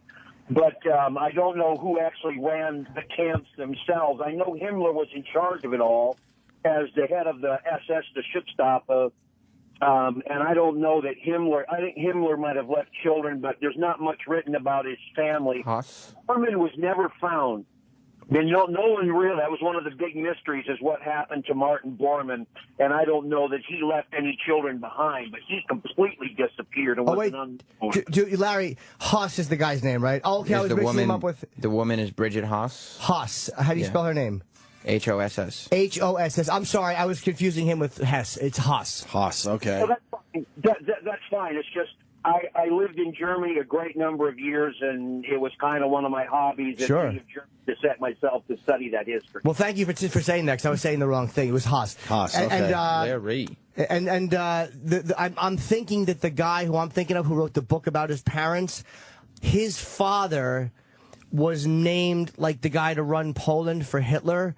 and I don't remember his name because I remember he said he remembers the phone call came where his mother picked up the phone and said Hitler's on the phone, and his father jumped out of the bathtub naked and stood at attention on the phone talking to Hitler, and then Hitler said, I want you to kind of run Poland or be my general in Poland or whatever it was. Wow. So whoever that guy was. Wow. I got to see this documentary. It's really good. It's very, very interesting. But it just makes you hate. I mean, to say the Nazis were awful people, that's an obvious thing. But I really wish that they had just dropped a nuke on Germany at the end of that war. Terrible. Thank you very much, Larry. Anything else, Larry? May I recommend make a recommendation on a book for you? It's a book that's simply called Treblinka. And Treblinka was a camp where they had a revolt, and at the time the Frenchman wrote the book, he spoke to every surviving prisoner. Only 40 prisoners got out alive because after the revolt, all the prisoners were put to death, but the 40 that escaped were alive. And it talks about the entire mentality of the camp system, how they controlled them and everything, and why what the guards themselves did that led to the revolt, to understand the mentality of both the Jews as well as the Germans that wrote the camp. So it's Treblinka, it's called? Treblinka, yes. Thank you. And it's was that was a death camp or a work camp? No, it was a death camp. Okay, what was Dachau? Dachau was the model camp, was the one that they started everything with. It's outside of Munich. It was the model on which all the others were based. It's where they tested everything. It was the very first camp from the 30s. And above the gate, I don't know if it's the original gate, it does say Arbeit macht frei, which roughly translated into English, work will set you free. Oh, wow. Man. I know Auschwitz was in Poland, so I didn't know it was in Germany. Okay, thanks very much, Larry. Right. Treblinka. I'm going to actually text myself that so I can buy that book. I apologize. Good day, and hey, Sammy, you the man. Take care, buddy. Whoa. Hey, don't end a good call with that, Larry. That's Larry. Well, again, Larry obviously knows a lot about the Nazis, so he liked Sam. That makes sense. Hi, who's this? No, it doesn't. Oh, this is Bobo. What? What? Did you see the documentary, Bobo? Why are you calling the show? I was going to call in, say hi to you guys, because I haven't talked to you guys in a while. You do realize we're in the middle of an interesting topic, so do you have something on Hitler or Auschwitz? Concentration camps? No. You're just calling for what reason? You've been on hold for hours. What's up? What's up? Yeah, that's all. I'm trying to talk to you guys. Haven't talked to you guys in a while. Was just saying hi. How's the dog doing, Bobo? No, none of that shit. This is a radio show. What do you mean you're just calling to say hi? That's what it is. I picked the bad time to call in. Just fucking hang up. I mean, Bobo, not even Opie. Oh, Bobo, just hang up. What are you doing? What's the thought process? Like, you haven't heard... What's going on? You think we're talking to you through the radio?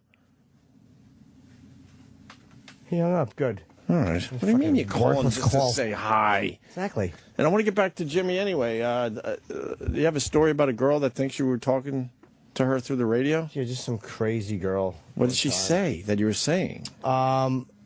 She would just like leave me voicemails and write me emails thinking I was talking to her. You know, Jim, it was just weird shit. Wow. Just fucking wackos. Say you were talking about this, and I'm like, it was a radio show, dummy. But she thought you were talking to her? Or about her? Yeah, just another fucking me narcissist. Just the most hateable. I wish there was a way that they could test the true gene for narcissism. Because we all have some of it. And you're right, performers all have it. Of course. You have to. Yes. So I don't say that, you know, but just that type of wreck everybody's life narcissism and just really, before they're ever fucking grown out of the womb, just flush them out. Right. The worst. All right. Well, that documentary I want to see. It's very good. Hitler's Children on Netflix. Hitler's Children. Because I was looking for the Morton Downey one and I couldn't find it. And the Evocateur. I got a copy of that. Oh, I would love to see it, man. I don't think it's on Netflix. Oh, okay. It's on demand. Roland got me a copy from Magnolia Films. Hey. He might even have another one laying around. It was pretty good. I really do want to see it. I just didn't realize that Morton Downey Jr. had 2 quick years. I mean, hung in there after that, but the show itself was only on for 2 years. That was it. That's unbelievable to me.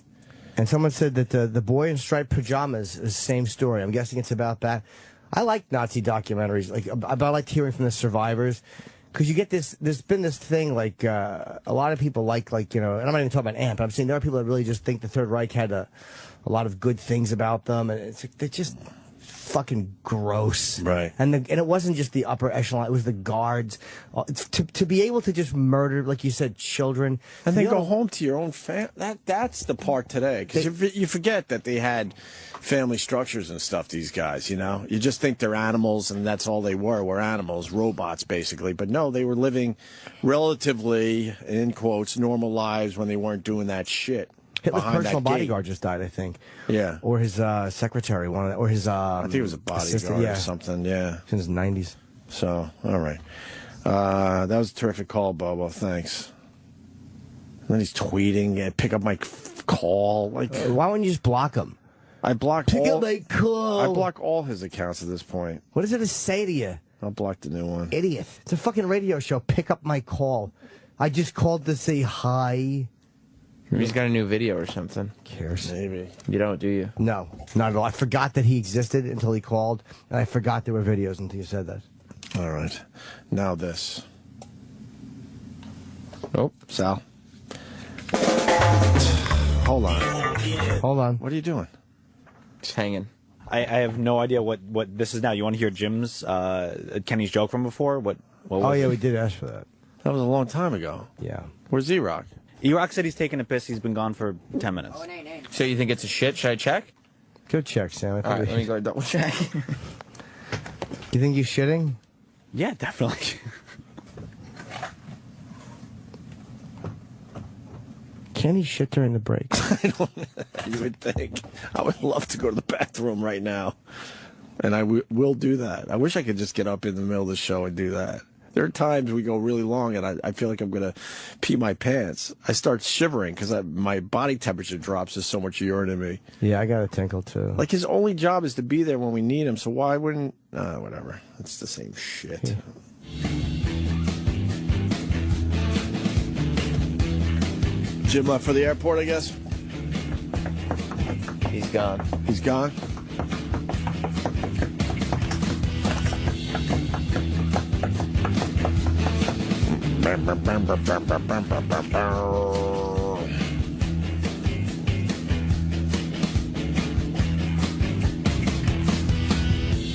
Should we wait for him to get back? For what? Huh? No, we got to keep the ball rolling. Sure. Yeah, man, keep the energy up. All right, we could do that. Yeah. I like that idea. Yeah. I love it. Woo! It's Friday. It is Friday. I got to see the Meatball movie. And I think that's it. And maybe get a pumpkin or two. Already? Yep. It's September still. Well, I know, but the kid doesn't understand that. He sees pumpkins. We need to get a pumpkin. Are they going to go ratting before Halloween? Oh, yeah, they will. They will, right? Yes. Those things don't last a month. Who's calling on the hotline? I hope it's Bobo again. Hi, who's this? Colin. What's up, man? Why don't you have Bobo on? Yeah. Well, Bobo called in the middle of our Nazi discussion, and he had nothing to add. Nazi discussion. I don't blame him. That's Nazi discussion in the year 2013. Well, Jim... Let it go. The Nazis did their thing. Give them a break already.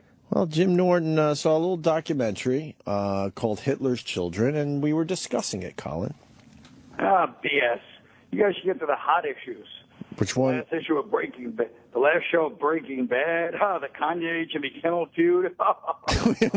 We actually did the Kanye, Jimmy Kimmel feud. Jimmy Kimmel's going to kick Kanye's ass. You think so? Oh, my God. Kanye can't keep up with that shit. Jimmy Kimmel has all day to respond. Yeah. You know? No. Kanye has all day to respond, too. Just, not on TV, but he has all day to respond. On Twitter with capital letters. Jim Norton back in studio. Yeah, Colin Quinn in studio. On the phone, On the phone, excuse me. Hi, Carl. It's like I'm in studio. That's how. I just felt like you were sitting right next to me, yes. Jim, I heard you had quite a discussion about the Nazis, and you kept Bobo out of it.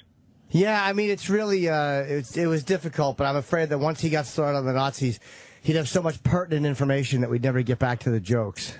Well, but don't you think it's kind of unfair that you spent the whole night watching some tedious Hitler's Children documentary? It was probably like a 20-year-old documentary, and just because you happen to watch it and you're working on the show, then Bobo calls in and adds his 2 cents. Well, Colin, I have to explain this because I know you enough to know that you really appreciate this type of thing.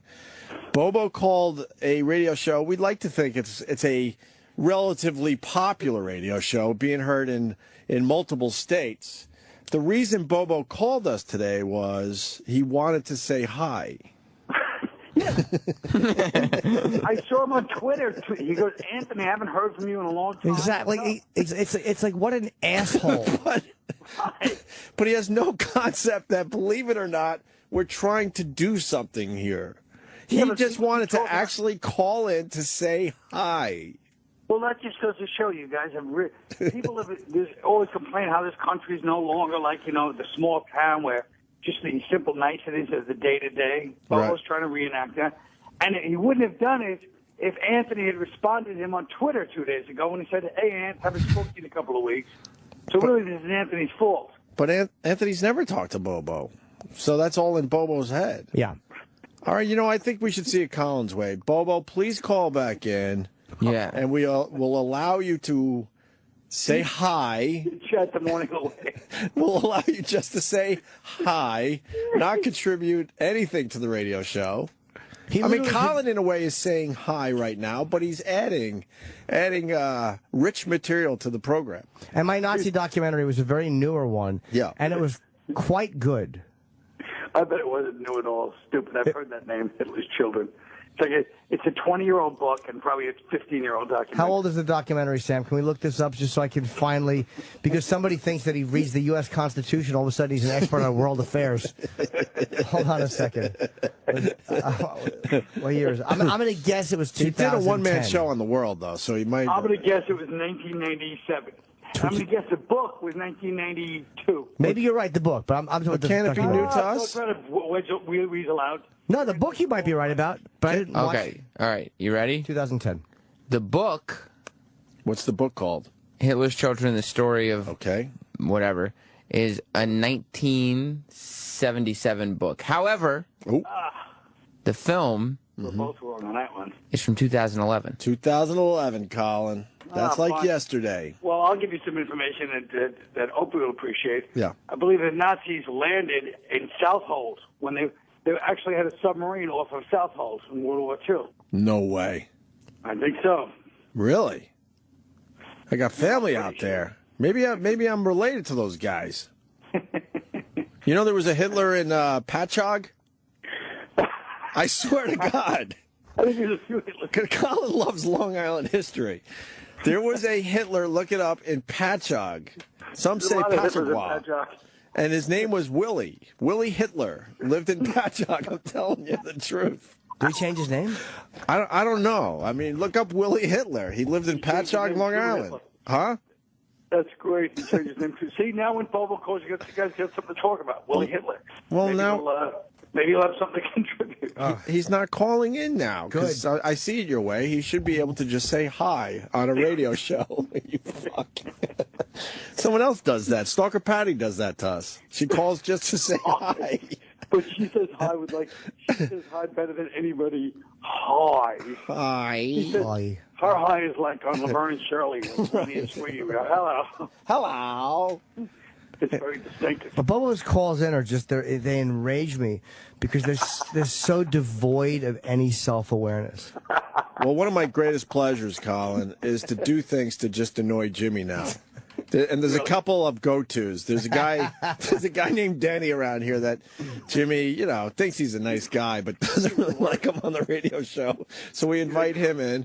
And then the Bobo phone calls, always a pleasure. We stopped taking Bobo's calls, but then one day I realized it really annoyed Jimmy so bad that I just take his call. That's great. Hold on a minute. What are we going to do about Scorch? I'm a little worried about him. We're all worried. But, he was asking for a fax machine the other day through Twitter. A fax machine? Yeah. We haven't talked about this on the air yet, right? No, Sam, he tweeted that he needed someone in the Manchester area. He sent out a tweet. A fax machine. He sent out a tweet that said, if anybody in the Manchester area has a fax machine I could use, let me know. Oh. Yeah. Maybe in the Greater New Hampshire Staples organization. But who has a fax machine? And what is he going to do with a fax machine? And why would you go to a stranger who you know on Twitter who says, oh, I have a fax machine, come over to my house and use it? Yeah, go to Kinko's. But what is he doing with the fax machine? Probably faxing out resumes. That's how people receive resumes in 2013. We work in media and we get faxes. Well, they're a little behind the times in Manch Vegas. Maybe. Hold on, Colin. Hold on a minute. You asked for it. You get it. Whoa. Bobo. Yeah, hi guys. Hi. Yeah, I Colin. How's everything? How you doing, Hi, Bobo. I think you're okay. Yeah, I'm doing okay. I'm a little bit stuffed up with the allergies. Oh yeah, wow. What do you expect? I mean, this is allergy season. Yeah, I know that. Hey, my mom wants to say hi to you, Colin. Hold on. What? Wow, what a treat for Carl. Hey, Colin, how are you? Hi, how are you? Okay, Daniel got me hooked on your antics, and you're a very good comedian. I enjoy watching you. Very good. I appreciate that. Oh, that's great. Hope you keep doing well. Well, I'm glad to hear that. Thank you so much. All right, I'll put Daniel back on the phone. Okay, thanks. Jimmy's losing his mind.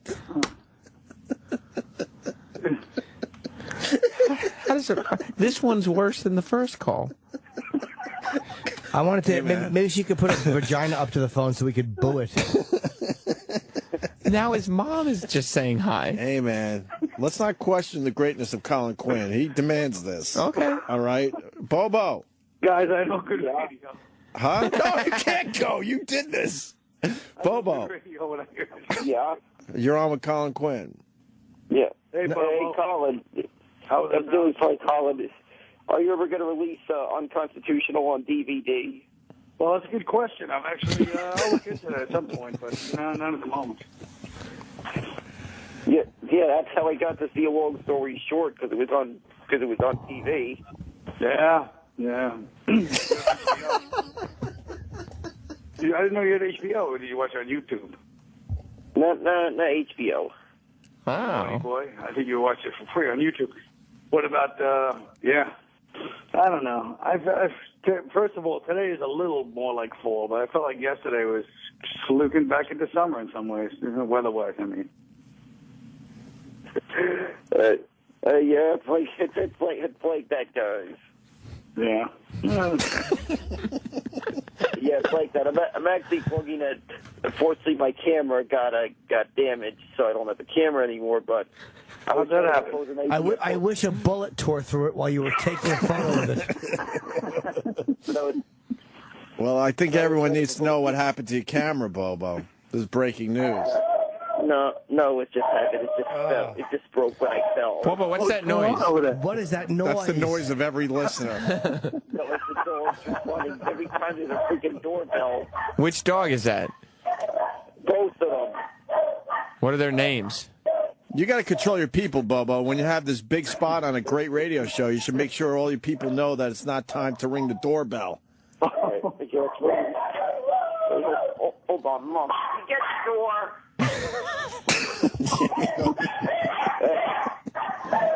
How many countries? Those dogs are demons. They are. Those dogs are frightening me. Pipe down. How many countries does the show go to? Way too many, Sam. We decided That's great. He yells today at his dogs like fucking Vic Tayback. Right. You got to stick the barking at traffic. Your dogs are shitty. What are their names? These dogs? What was it, Mr. Maloonigan? Oh, Mr. Maloonigan. What type of dog is Mr. Maloonigan? You already know he's a stoodle. I don't know what he is. What is he? Jim didn't hear. You already know he's a poodle schnauzer mix. Which is what? A snoodle.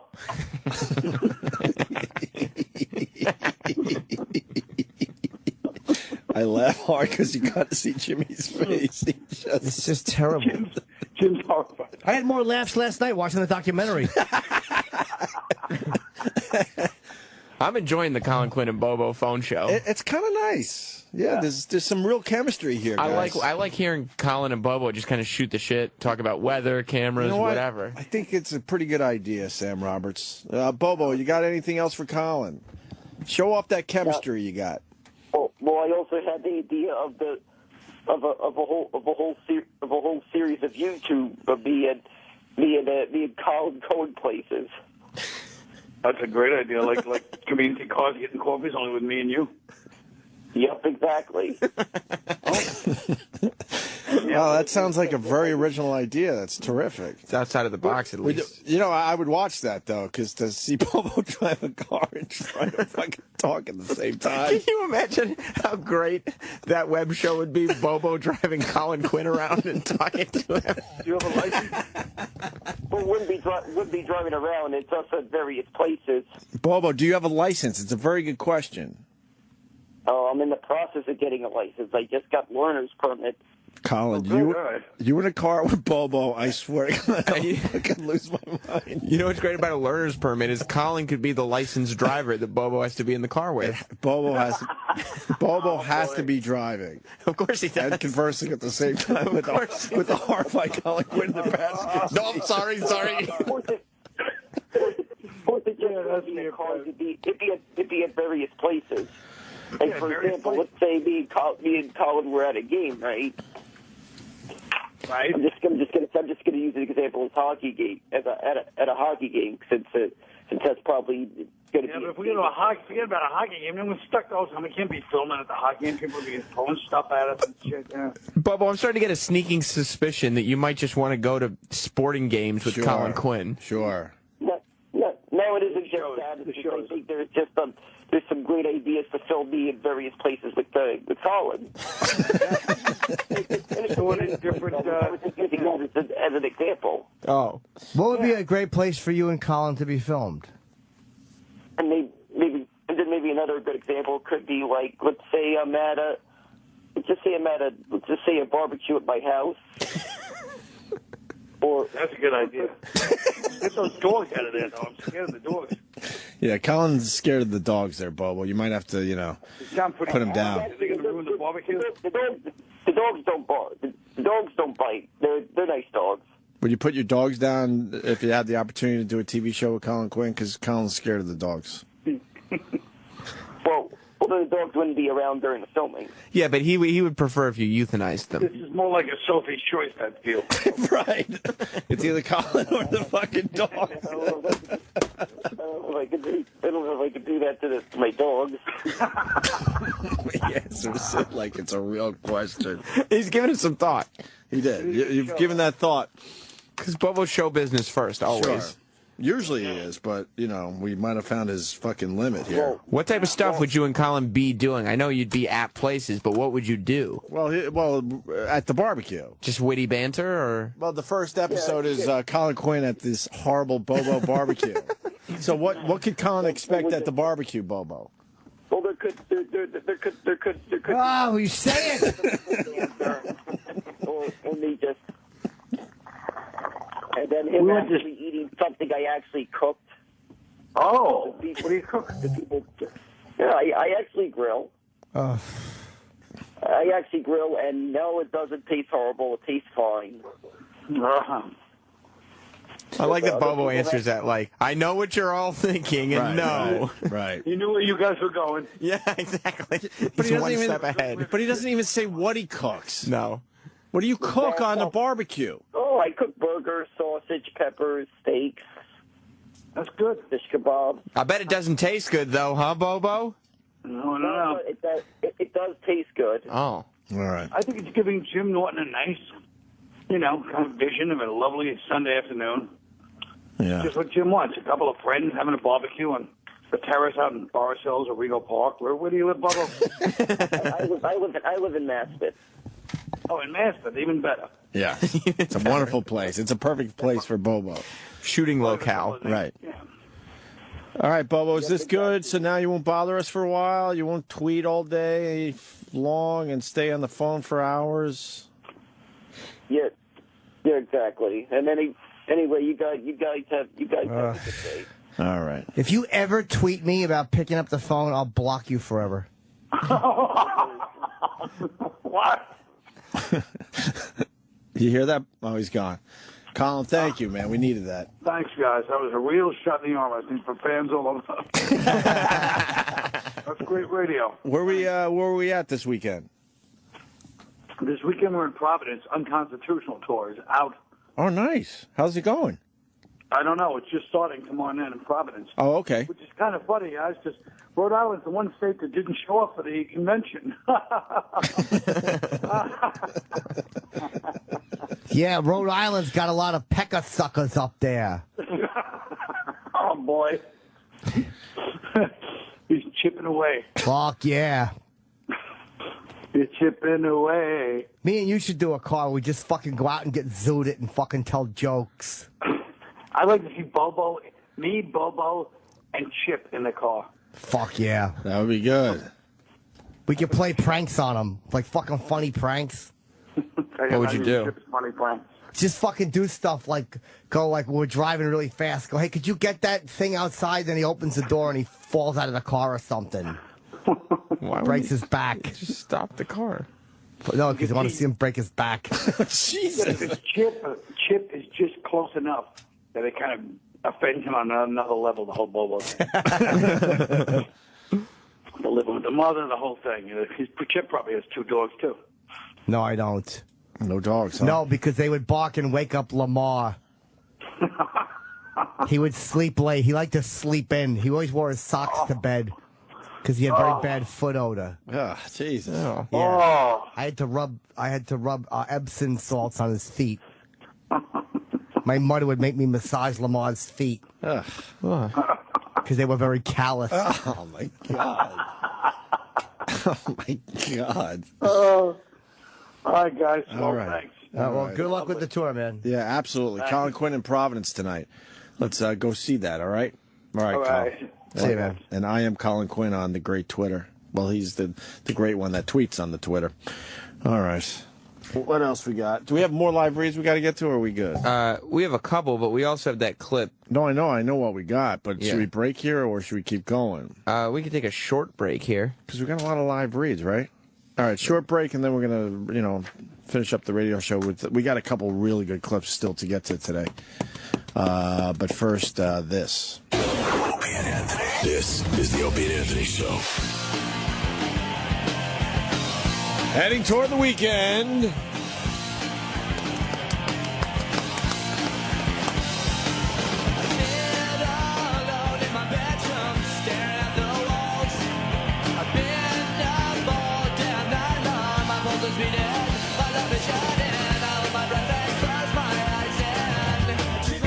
It's an E-Rock choice.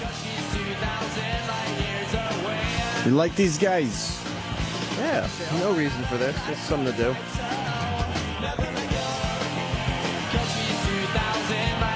All right. Got a couple good clips. And a story about a fish that eats testicles. Oh. That's from yesterday. That piranha. What do you mean, that piranha? It's a piranha. It's a species of piranha, I guess, that bites. The balls look like some fucking tree nut that it likes. Really? Yeah. But who's, like, swimming naked? Exactly. It's Europe. Huh? It's Europeans. It's Europe. No, they're saying it's 15 miles away from New York City and getting closer every day. It's Passaic, New Jersey is where it was caught. Passaic. Did it eat anyone's balls? You want to watch the story? Yeah, I do. This is from yesterday? Yeah. What the fuck?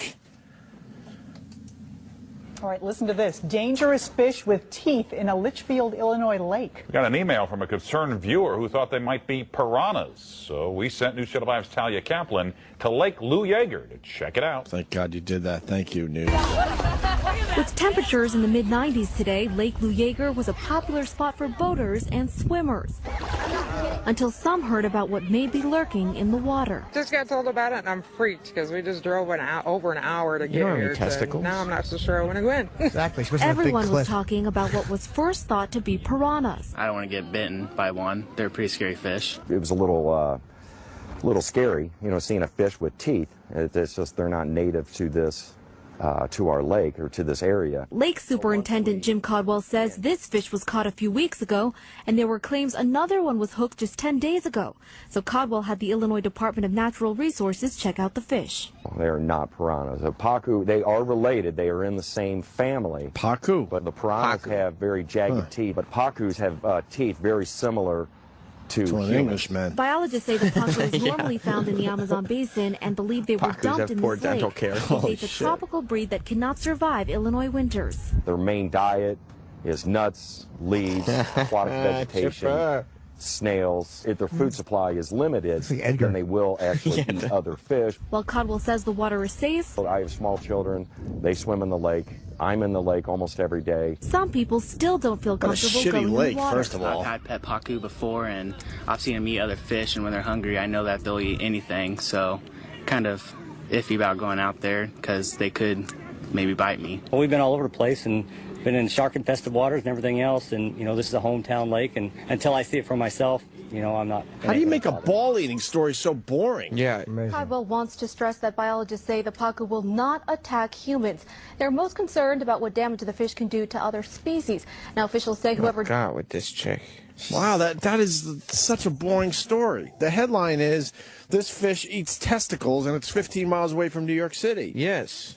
Why? If you're going to sensationalize every story that comes up on the news, why do you take all the fun out of this one? Right, the ball-eating story. That should lead the news. And they should go for it. It will eat your testicles. Yeah. But they're saying it doesn't even attack humans, so it's a non-story. Who's saying it eats testicles? HuffPo. The HuffPo. Goddamn HuffPo. Always getting themselves in the shit. Oh, yeah. HuffPo knows how to beef up a story. All right, so... Add some testicles into it. So it's not going to eat your testicles. No, that was terrible.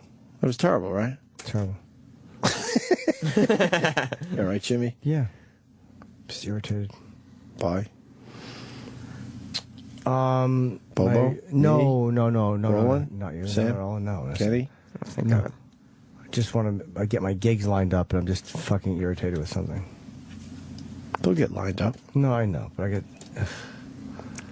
I just want them done properly.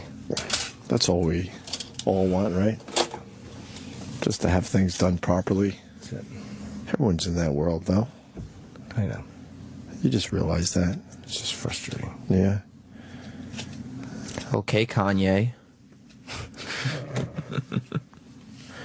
Now this. So you're going to do a spoken word for us now, right? Right. And tell us what we're... This actually needs a nice little setup. This guy fails miserably on live TV. He's so great. It's this show in Alabama, and it's like a low budget news show. And he's on to promote. He's not really like a rapper, but he's a rapper slash poet slash author. Nice. And he's on there. I love them. And he's going to do some freestyling. Yeah, he's on there to promote his books that are about, you know, love and God and stuff like that. Nice. And given the opportunity, Fuck yeah. he wants to just, you know, spit something off the dome. Okay. You know? Just show his talents. Yeah. Kind of like him and Kanye, you know? That's They're exactly fucking it. Brilliant performers. Fuck yeah, you just thought riffing. So, you could rip. Fuck riff. yeah. That's right, Chip. When you just start ripping, sometimes you're on stage, you just go off the top of the head, right? Oh, fucking nuts. Yeah, give us a riff. Whatever. What about a guitar riff? That's pretty good. about to hear. It's just a freestyle. Okay. I'm just going to think it up as I go. Freestyle. Well, let me sit back. Go ahead, Marshall. Okay. Years ago, they tried to put me in the... this is a lie.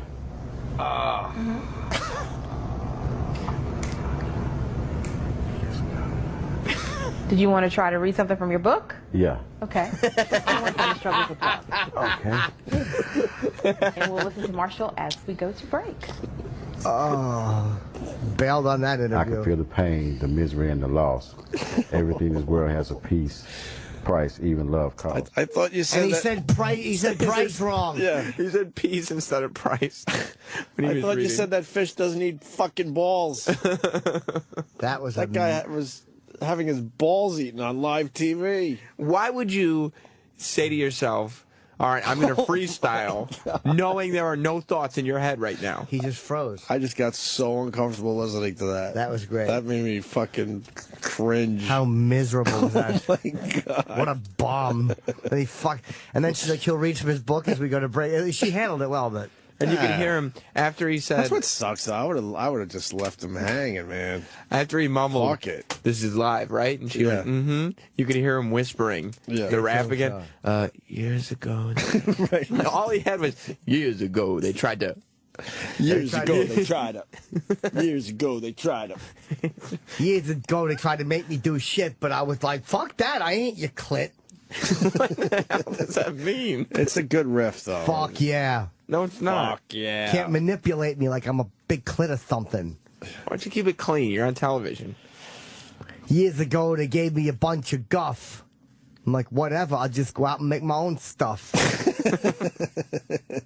That's like a Kanye thing. Yeah. You think that's on the level? Yeah, Kanye thinks that way. It's like he's willing to just make his own stuff. Right, because he's tired of taking the guff. Yes. Yeah, okay.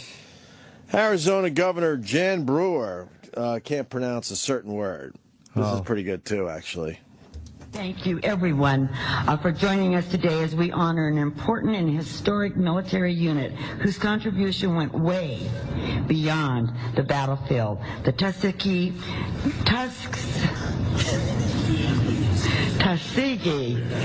Say it again. I've been practicing this all morning, I did good last year. Tuskegee. Okay. Well, we'll move on. That's a hard word to say. I always fuck that one up. Tuskegee? But if you're going to be talking about that, wouldn't you... Write it down. Be a You're there little to prepared honor for them. it? Yeah, there's an honoring going on. The Tuskegee Airmen. Did you write it down? Tuskegee. I could even do that one. Tuskegee. I don't know for sure. Now, but I always go like Tuskegee. It's a really hard... They made a movie. That doesn't... Really? What does it got to do with me not saying it right? Like, it's in the vernacular now. Like, people, it's not a word that nobody's heard of. No, I didn't Please say... don't use the word vernacular. Exactly. I don't like that. That's a big boy. Over your head? What was the one you used today that I wanted to fucking bite you for? When you said you wanted to stab me in the neck? Yeah. I don't remember, but it made me feel bad. What did you say? Like, men of a certain age. Men of a certain age. Is that in the vernacular, too? You fucking creep. This show needs to be classed up a little bit. Shut up, apple cheeks. I don't like your red apple cheeks. You're doing it with your dumb pink shirt. Yeah. We need to bring up the vocabulary. Did I get any blueberry stains on it? No. Fuck! 30 years old. He wants to class things up. I don't have a problem with being 30 years old. Yeah, but you realize that you're very immature. I'm not immature. You're very immature. I'm quite mature. Do you have wrestling figures? In my house? Yeah. Yeah. You're a baby. Awkward. On a shelf. Testicle-biting fish. I got more info. Yes. Did a little info on my own here. It started off the coast of Denmark and Sweden. And male swimmers were warned about these fish and to protect their private parts because of a testicle-munching fish that appears to have been... It's been a joke that got out of hand. It's just a joke, obviously. The fish isn't going to eat your testicles, people. We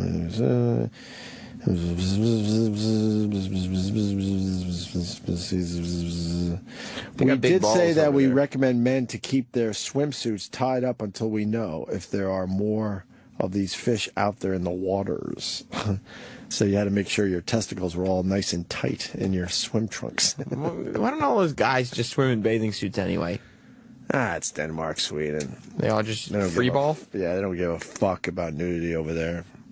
Then Jan Brewer continued with the governor of Arizona, by the way. The Tuskegee thing. Yeah. Very good, Opie. Thank you. Shown by the Tuskegee Airmen. From this day forward, every fourth Tuesday in March will be proclaimed Tuskegee.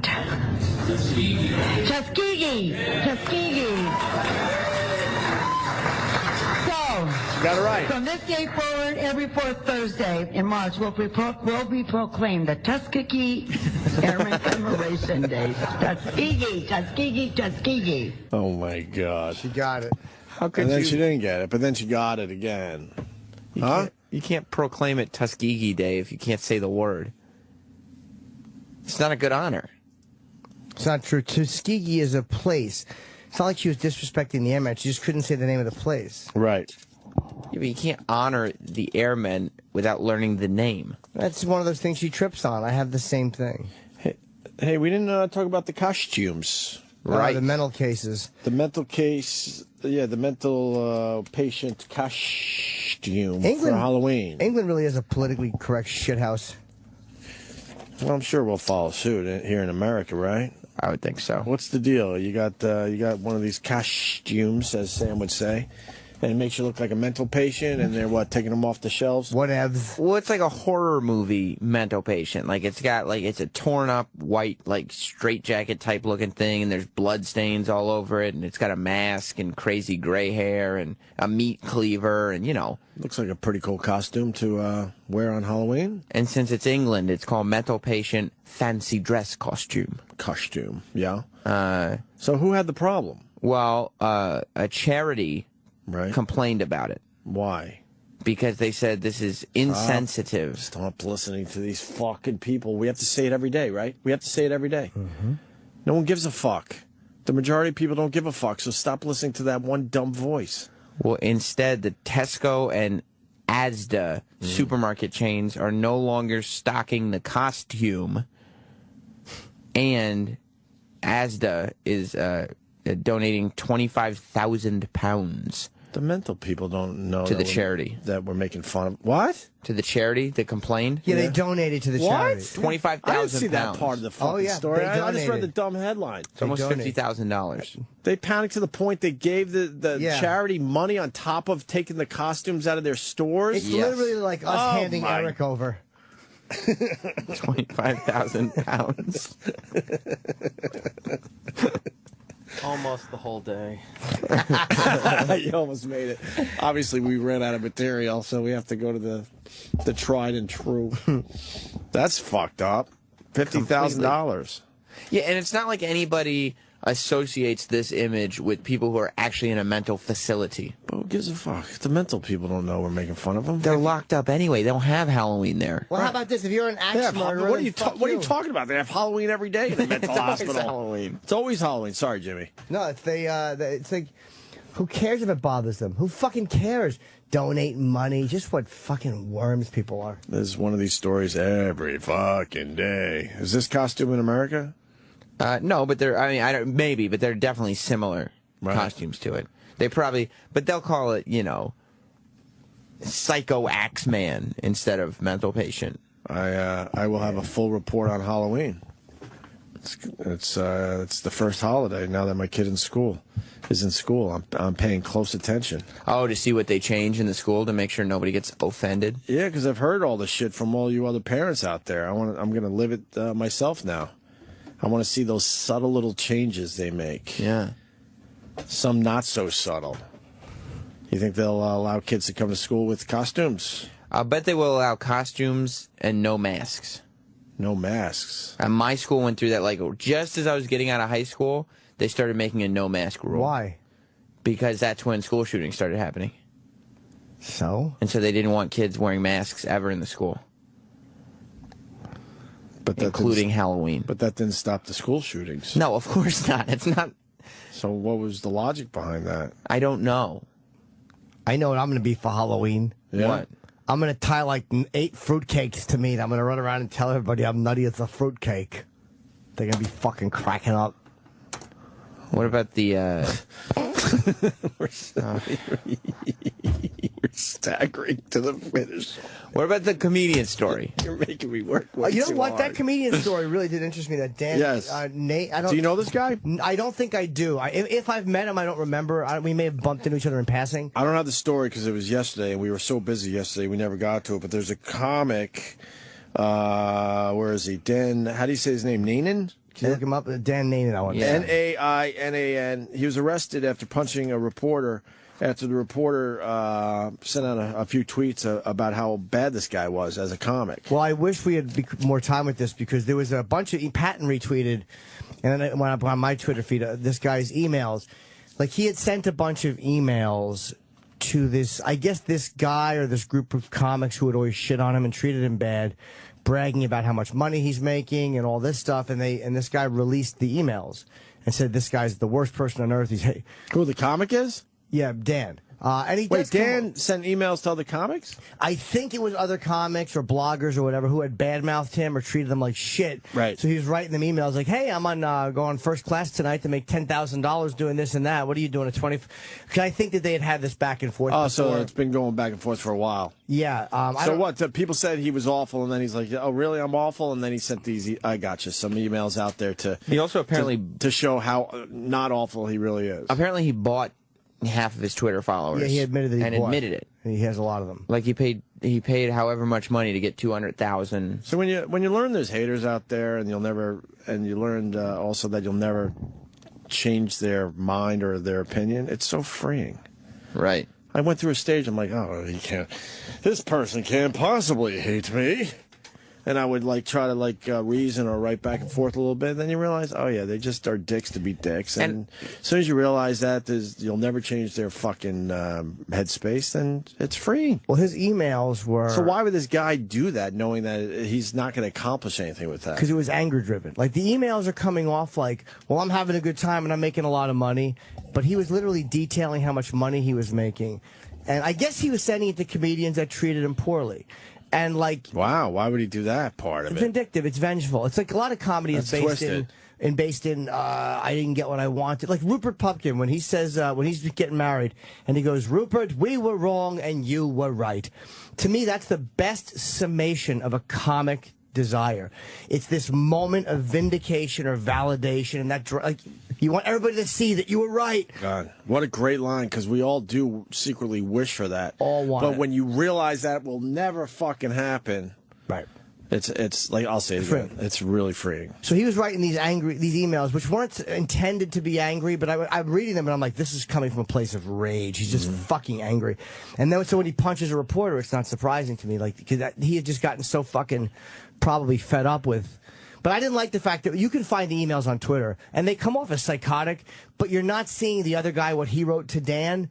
So it's hard to say, because I think it would be fair to show his emails to Dan too. I don't want to just see Dan's email. I want to see what he wrote. Right. So basically, the comic, it sounds like, escalated the whole situation. Well, to the point. Then this, who was the writer? Reporter. Yeah, his name's Josh Rogan. He's or Rogin, Rogin. He writes for Daily Beast. Daily Beast. That's a pretty big fucking blog site. And he's tweeting, I guess while he's in the crowd. Dan Nanan was funny until he dusted off his 2005 Katrina jokes in a gratingly bad George W. Bush impression. And then he wrote... But he said he was funny up until that point?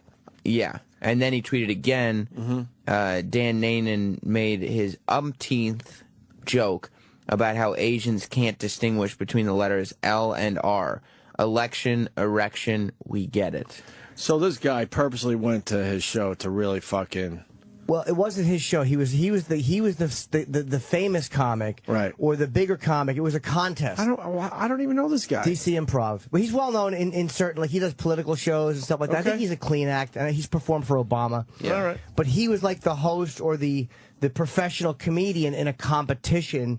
What was it? Funniest person in D.C. It had some people from those D.C. circles. Never heard of the guy. That's why this guy Josh was probably there. Okay. And I don't know if he was there for Dan, but I doubt it. Okay. So he's kind of just being a cunt and tweeting stuff. And I understand why Nana would be annoyed at that. And I understand why he'd want to punch somebody from that. Of course but dude, you can't do that. That guy, as much as he's being a jerk off, that's what Twitter is, and you just got to smash him back or block him. That's all. You can't punch him, because then it becomes obvious that all these emails you sent were just rage and fucking, you're not just happy doing what you're doing. But the person you block, they start a new account just to continue the hate. It just never ends. But I almost like when they do that, because there's such... I love the fact that when you see it, they have 20 tweets, they're following one, they have no follower, and it's like, I like the fact that they know they've been dismissed and they can't handle it. There is something satisfying about that. They had to go out and do it again. They had to. And again. Yeah, and again. And again. Let him. What other tweets from Josh? Was that it? Yeah, and then 10 minutes later, he wrote, Dan Nanan just punched me in the face. Not a joke. And then he tweeted, we are calling the police on Dan Nanan, who just punched me twice in front of several witnesses. Yeah.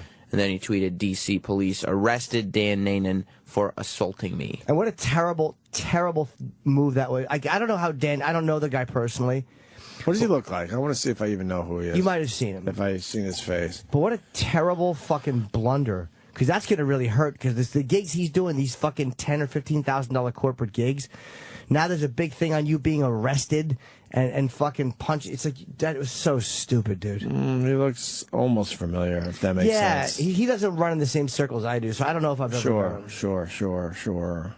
But he was being a twat to other comics. And No, I think they had been a twat to him first. Like, I bet you he's nice to comedians who come to him for advice or whatever. He's probably really nice to comics who are newer. But I think that what happened is when he started, because he complains a lot in these emails about not being passed at New York clubs. And he may be a hack, I don't know. I mean, but I understand how hurtful and frustrating that is as a comic. And then you see this clique of comics who think they're better than you, or who act like they're better than you, and he's just lashing out, whereas he should have just let it go and made his fucking first-class flight and his $10,000. And it's like, dude, they'll find out you're doing well. Like, Dane's vengeance against guys who didn't like him was that he was doing the Garden and making $250,000 a night. Right. That's your vengeance. You don't have to tell them how much you're making. That was, to me, a tactical error. I would never do that. There's been times I've wanted to say that to haters, but it's really tacky to do that, even though I get the motive. You can't deny Dane Cook's success. Right. You might not like his style of comedy, but he's a funny fucking guy, and he has proven that. And that's what this guy should have done, which was just let his success speak for itself. Right. We watched him turn the room in Boston, and what I mean by the room where the Bruins and the Celtics play, he turned the room, meaning he did 2 shows in one night. Yep. Just him in a fucking stool. And you might not like you said, but I mean, everyone there was having the time of their lives. They thought he was hilarious. So if this guy's that bothered by what was said, he should have acknowledged in the emails that he was that bothered by, but he was coming off like, hey, I'm just being kind of a dick because you guys were dicks, but it was bothering him so much more, I think, than he was indicating. Right.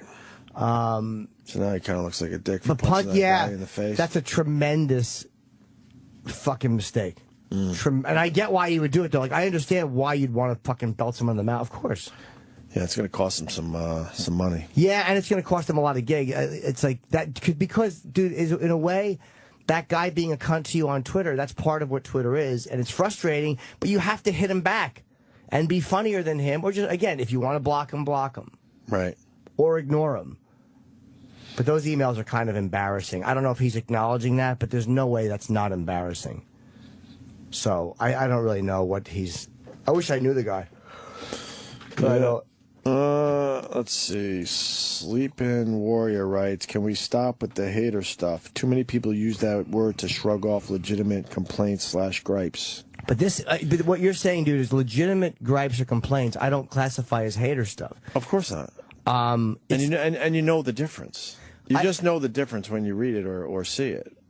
Most of the shit on Twitter is just plain out fucking hate. There are people that have written me emails critiquing what I said or saying where I was wrong, whatever, and I've written them back and actually said, okay, that's a good point. But they never tweet that. Like, you never see tweets like, hey, man, I appreciate you admitting you were wrong in the email exchange. So you only hear... Like, I do respond to some of that stuff, and some of it I think is just shit. But if you write me something like this fucking twat in Seattle, who is a twat, not the one who fucking was mad on Twitter because I couldn't commit to this benefit, or she didn't like the way I handled it. And then people are like, she's not a twat. She is. Because she didn't say, hey, Jim. She comes out and she goes, Jim's fanboy stuff is disgusting, and he doesn't care about somebody with cancer, or something like that. So it's like, yeah, you're a cunt for saying that. You're not a cunt for saying, hey, Jim, I wish you would have gotten back to us, or I don't like the way you handled that. That would have been a point that I would have answered her politely. If she had emailed me that, I would have written her back politely if I saw the email. But the fact that she's just a douchebag like that, that's not... But someone like that would say, hey, I was just giving a legitimate criticism. No, you weren't. And who out there among you wants to be told something in a shitty way and then respond pleasantly to it? You know, none of you do. And then I fucking bash her back, and she says, I'm trying to rally the troops. Meanwhile, the first communication I had with her was I responded something nasty to her. I said I texted Levy back, you twat, in a fucking DM. So that should have ended it. You said something shitty publicly. I respond privately. That should be the end of it. But then she showed what I posted and then went again publicly. So that I go publicly and she accuses me of trying. Like, it's like, And now you got to make yourself a victim, you fucking pathetic nothing? Holy shit, did that annoy me. You've done a lot for charity. Holy fuck. I mean, it's we not all e- know that. but No, it I mean, wasn't I'm here to tell the people that. That's all. You can't say that. But it wasn't even... I've seen you step up many, many fucking times for people. It wasn't even her point that need. bothered me. It wasn't even the point of that. It was just the way she went about it. And that's, to me, what makes somebody shitty or not shitty. It's not the legitimate critique or the legitimate concern or point or thing you don't like. Because I've gotten a lot of them that made sense sometimes. I don't think I'm above that. You know, I've gotten them on Twitter. On Twitter, it's harder because it's 140 characters, so things might come off shittier than people intend. But in emails, I've gotten plenty. Right. And I got this one scumbag who emailed my other account, the Jim Norton Show email account, and accused me of being anti-Semitic or whatever. Like this fucking What?